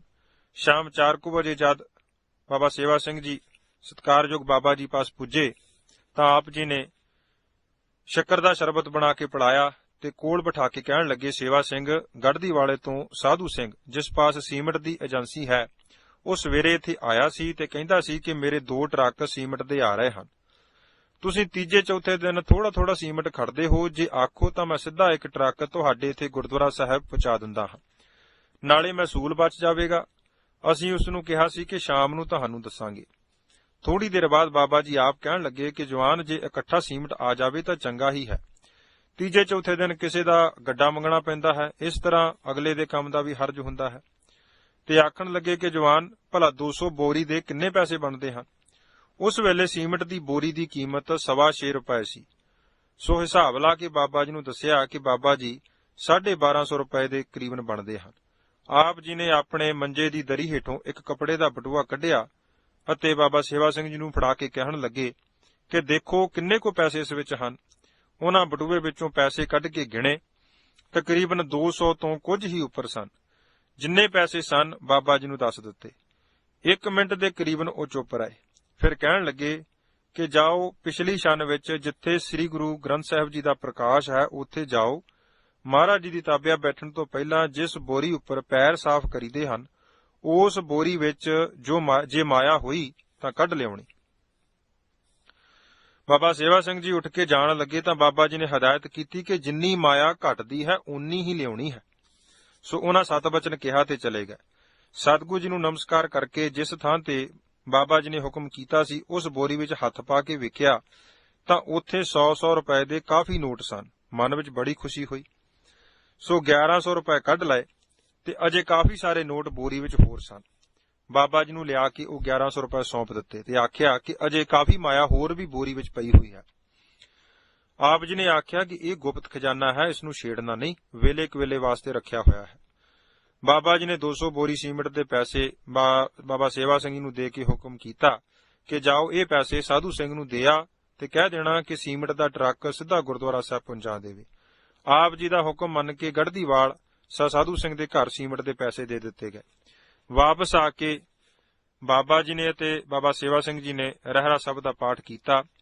ਸਤਿਗੁਰੂ ਜੀ ਦਾ ਸੁਖ ਆਸਨ ਕਰਨ ਤੋਂ ਬਾਅਦ ਬਾਬਾ ਜੀ ਛੰਨ ਤੋਂ ਬਾਹਰ ਮੰਜੇ ਉੱਪਰ ਸੱਜ ਗਏ ਅਤੇ ਬਾਬਾ ਸੇਵਾ ਸਿੰਘ ਜੀ ਹੋਰਾਂ ਨੇ ਕਲਗੀਧਰ ਚਮਤਕਾਰ, ਜੋ ਆਪ ਜੀ ਹਰ ਰੋਜ਼ ਨੇਮ ਨਾਲ ਸੁਣਿਆ ਕਰਦੇ ਸਨ, ਸੋ ਉਹ ਗ੍ਰੰਥ ਲਿਆਉਣ ਲਈ ਕਿਹਾ। ਲਾਲਟਨ ਲੈ ਕੇ ਜਦ ਬਾਬਾ ਸੇਵਾ ਸਿੰਘ ਜੀ ਅੰਦਰ ਗਏ ਤਦ ਮਨ ਵਿੱਚ ਫੁਰਨਾ ਆਇਆ ਕਿ ਵੇਖੀਏ ਬੋਰੀ ਵਿੱਚ ਮਾਇਆ ਹੈ ਕਿੰਨੀ ਕੁ। ਲਾਲਟਨ ਉਸ ਬੋਰੀ ਦੇ ਕੋਲ ਰੱਖ ਕੇ ਵੇਖਿਆ ਤਾਂ ਬੋਰੀ ਬਿਲਕੁਲ ਖਾਲੀ ਸੀ। ਕੋਈ ਵੀ ਨੋਟ, ਕੋਈ ਵੀ ਪੈਸਾ ਉਸ ਬੋਰੀ ਵਿੱਚ ਨਹੀਂ ਸੀ। ਬੋਰੀ ਖਾਲੀ ਵੇਖ ਕੇ ਮਨ ਵਿੱਚ ਬੜਾ ਪਛਤਾਵਾ ਆਇਆ ਕਿ ਬਾਬਾ ਜੀ ਨੇ ਤਾਂ ਹੁਕਮ ਕੀਤਾ ਸੀ ਕਿ ਇਹ ਗੁਪਤ ਖਜ਼ਾਨਾ ਹੈ, ਛੇੜਨਾ ਨਹੀਂ, ਵੇਲੇ ਕਵੇਲੇ ਦੀ ਵਰਤੋਂ ਵਾਸਤੇ ਰੱਖਿਆ ਹੈ। ਮੈਂ ਗਲਤੀ ਕੀਤੀ ਹੈ। ਸੋ ਪਛਤਾਵੇ ਨਾਲ ਮੈਂ ਗ੍ਰੰਥ ਲੈ ਕੇ ਜਦ ਬਾਹਰ ਆ ਗਿਆ ਤਾਂ ਆਪ ਜੀ ਨੂੰ ਬੇਨਤੀ ਕੀਤੀ ਕਿ ਬਾਬਾ ਜੀ, ਮੈਂ ਇਸ ਤਰ੍ਹਾਂ ਗਲਤੀ ਕਰ ਬੈਠਾ ਹਾਂ, ਇਹ ਦੇਖਣ ਵਾਸਤੇ ਕਿ ਹੋਰ ਕਿੰਨੀ ਕੁ ਮਾਇਆ ਹੈ, ਪਰ ਹੁਣ ਬੋਰੀ ਵਿੱਚ ਮਾਇਆ ਹੈ ਨਹੀਂ। ਇਹ ਸਾਰੀ ਵਿਥਿਆ ਦੱਸ ਕੇ ਬਾਬਾ ਸੇਵਾ ਸਿੰਘ ਹੋਰਾਂ ਨੇ ਬਾਬਾ ਜੀ ਦੇ ਚਰਨ ਫੜ ਲਏ ਤੇ ਰੋ ਕੇ ਮੁਆਫੀ ਮੰਗੀ। ਬਾਬਾ ਜੀ ਨੇ ਬੜੇ ਪਿਆਰ ਨਾਲ ਦਿਲਾਸਾ ਦਿੱਤਾ ਤੇ ਕਿਹਾ, ਸੇਵਾ ਸਿੰਘ, ਅਗਾਂਹ ਤੋਂ ਇਸ ਤਰ੍ਹਾਂ ਗਲਤੀ ਨਹੀਂ ਕਰਨੀ। ਇਹ ਸਤਿਗੁਰੂ ਜੀ ਦਾ ਗੁਪਤ ਖਜ਼ਾਨਾ ਹੈ। ਜਦੋਂ ਸੰਗਤ ਦੀ ਮਾਇਆ ਵਿੱਚ ਤੋੜ ਆ ਜਾਵੇ ਤਾਂ ਗੁਰੂ ਸੇਵਾ ਲਈ ਇਸ ਨੂੰ ਵਰਤਣ ਦਾ ਸਾਨੂੰ ਹੁਕਮ ਹੈ, ਸੋ ਵਰਤ ਲਈਦਾ ਹੈ। ਅਸੀਂ ਆਪਣੇ ਵਿੱਚ ਤੇ ਤੇਰੇ ਵਿੱਚ ਕੋਈ ਫਰਕ ਨਹੀਂ ਸਮਝਦੇ, ਜਿਸ ਕਰਕੇ ਤੈਨੂੰ ਮਾਇਆ ਲਿਆਉਣ ਲਈ ਕਿਹਾ ਸੀ। ਜੋ ਹੋ ਗਿਆ ਉਸ ਦਾ ਪਛਤਾਵਾ ਕਰਨ ਦੀ ਲੋੜ ਨਹੀਂ। ਗੁਰੂ ਮਹਾਰਾਜ ਜੀ ਦੇ ਚਮਤਕਾਰ ਵਿੱਚੋਂ ਕੌਤਕ ਸੁਣਾਓ ਕਿ ਕਿਵੇਂ ਸਤਿਗੁਰੂ ਜੀ ਨੇ ਕਲਯੁਗੀ ਜੀਵਾਂ ਉੱਪਰ ਮਹਾਨ ਪਰਉਪਕਾਰ ਕਰਕੇ ਉਹਨਾਂ ਦੀ ਕਲਿਆਣ ਕੀਤੀ ਹੈ। ਸੋ ਬਾਬਾ ਸੇਵਾ ਸਿੰਘ ਹੋਰਾਂ ਨੇ ਗ੍ਰੰਥ ਪੜ੍ਹਨਾ ਆਰੰਭ ਕਰ ਦਿੱਤਾ। ਐਸੇ ਪਿਆਰ ਵਿੱਚ 2-3 ਸਾਖੀਆਂ ਪੜ੍ਹੀਆਂ ਜਿਨ੍ਹਾਂ ਦਾ ਆਨੰਦ ਪਹਿਲਾਂ ਨਾਲੋਂ ਵੀ ਵੱਖਰਾ ਸੀ। ਸੋ ਬਾਬਾ ਜੀ ਪਿਆਰ ਸਤ ਸਰਵਣ ਕਰੀ ਗਏ। ਬਾਬਾ ਸੇਵਾ ਸਿੰਘ ਜੀ ਪਿਆਰ ਤੇ ਵੈਰਾਗ ਸਤ ਪੜ੍ਹੀ ਗਏ। ਪਤਾ ਉਦੋਂ ਲੱਗਾ ਜਦੋਂ ਰਾਤ ਦੇ 11 ਵੱਜ ਗਏ। ਇਸ ਪ੍ਰਕਾਰ ਜਦੋਂ ਵੀ ਕਦੀ ਮਾਇਆ ਦੀ ਲੋੜ ਪੈਂਦੀ ਜਾਂ ਸੰਗਤ ਦੀ ਮਾਇਆ ਘਟੀ ਤਾਂ ਉਸ ਗੁਪਤ ਖਜ਼ਾਨੇ ਦੀ ਮਾਇਆ ਰਲਾ ਕੇ ਪੂਰੀ ਬਾਬਾ ਜੀ ਕਰ ਲੈਂਦੇ। ਜਿਉਂ ਗੁਰਦੁਆਰਾ ਸਾਹਿਬ ਦੀ ਉਸਾਰੀ ਸ਼ੁਰੂ ਹੋਈ, ਕਿਸੇ ਕਿਸਮ ਦੀ ਕੋਈ ਵੀ ਤੋਟ ਨਹੀਂ ਆਈ। ਨਿਰੰਤਰ ਕੰਮ ਚੱਲਦਾ ਰਿਹਾ। ਬਾਬਾ ਜੀ ਆਪਣੀ ਮੌਜ ਨਾਲ ਭਾਵੇਂ ਕਿਤੇ ਕੰਮ ਬੰਦ ਕਰਵਾ ਦੇਣ, ਪਰ ਉਂਝ ਮਾਇਕ ਪੱਖੋਂ ਕਿਸੇ ਤਰ੍ਹਾਂ ਦੀ ਕੋਈ ਅੜਚਣ ਜਾਂ ਘਾਟਾ ਨਹੀਂ ਪਿਆ। ਹੁਣ 60 ਫੁੱਟ ਲੰਬਾ, 40 ਫੁੱਟ ਚੌੜਾ ਹਾਲ ਕਮਰਾ ਅਤੇ ਇਸ ਦੇ ਅੰਦਰ ਹੀ 12 ਫੁੱਟ ਮੁਰੱਬੇ ਦਾ ਅਸਥਾਨ, ਜਿੱਥੇ ਸਤਿਗੁਰੂ ਜੀ ਨੇ ਪੁਰਾਤਨ ਤਪ ਅਸਥਾਨ ਅਤੇ ਆਪਣੇ ਚਰਨ ਪਾਉਣ ਦਾ ਇਸ਼ਾਰਾ ਕੀਤਾ ਸੀ, ਮਹਾਰਾਜ ਜੀ ਦੇ ਪ੍ਰਕਾਸ਼ ਲਈ ਅਤੇ ਉੱਪਰ ਸੁੱਖ ਆਸਣ ਲਈ ਕਮਰਾ ਤਿਆਰ ਹੋ ਗਿਆ। ਤੀਸਰੀ ਮੰਜ਼ਲ ਉੱਪਰ ਗੁੰਬਦ ਦੀ ਤਿਆਰੀ ਵੀ ਛੇਤੀ ਹੀ ਹੋ ਗਈ। ਇਸ ਸਾਰੀ ਤਿਆਰੀ ਨੂੰ ਤਕਰੀਬਨ 2 ਸਾਲ ਦਾ ਸਮਾਂ ਲੱਗਾ। ਹੁਣ ਗੁਰਦੁਆਰਾ ਸਾਹਿਬ ਅੰਦਰ ਮੀਂਹ ਹਨੇਰੀ ਨਾਲ ਵਾਛੜ ਅਤੇ ਧੁੱਪ ਤੋਂ ਬਚਾਓ ਲਈ ਜਾਂ ਜੇਕਰ ਜ਼ਿਆਦਾ ਸੰਗਤ ਹੋ ਜਾਵੇ ਤਾਂ ਉਸ ਦੀ ਸਹੂਲਤ ਵਾਸਤੇ ਹਾਲ ਕਮਰੇ ਤੋਂ ਦੇ ਚਾਰੇ ਪਾਸੋਂ 10 ਫੁੱਟ ਚੌੜਾ ਬਰਾਂਡਾ ਵੀ ਜਲਦੀ ਹੀ ਤਿਆਰ ਹੋ ਗਿਆ।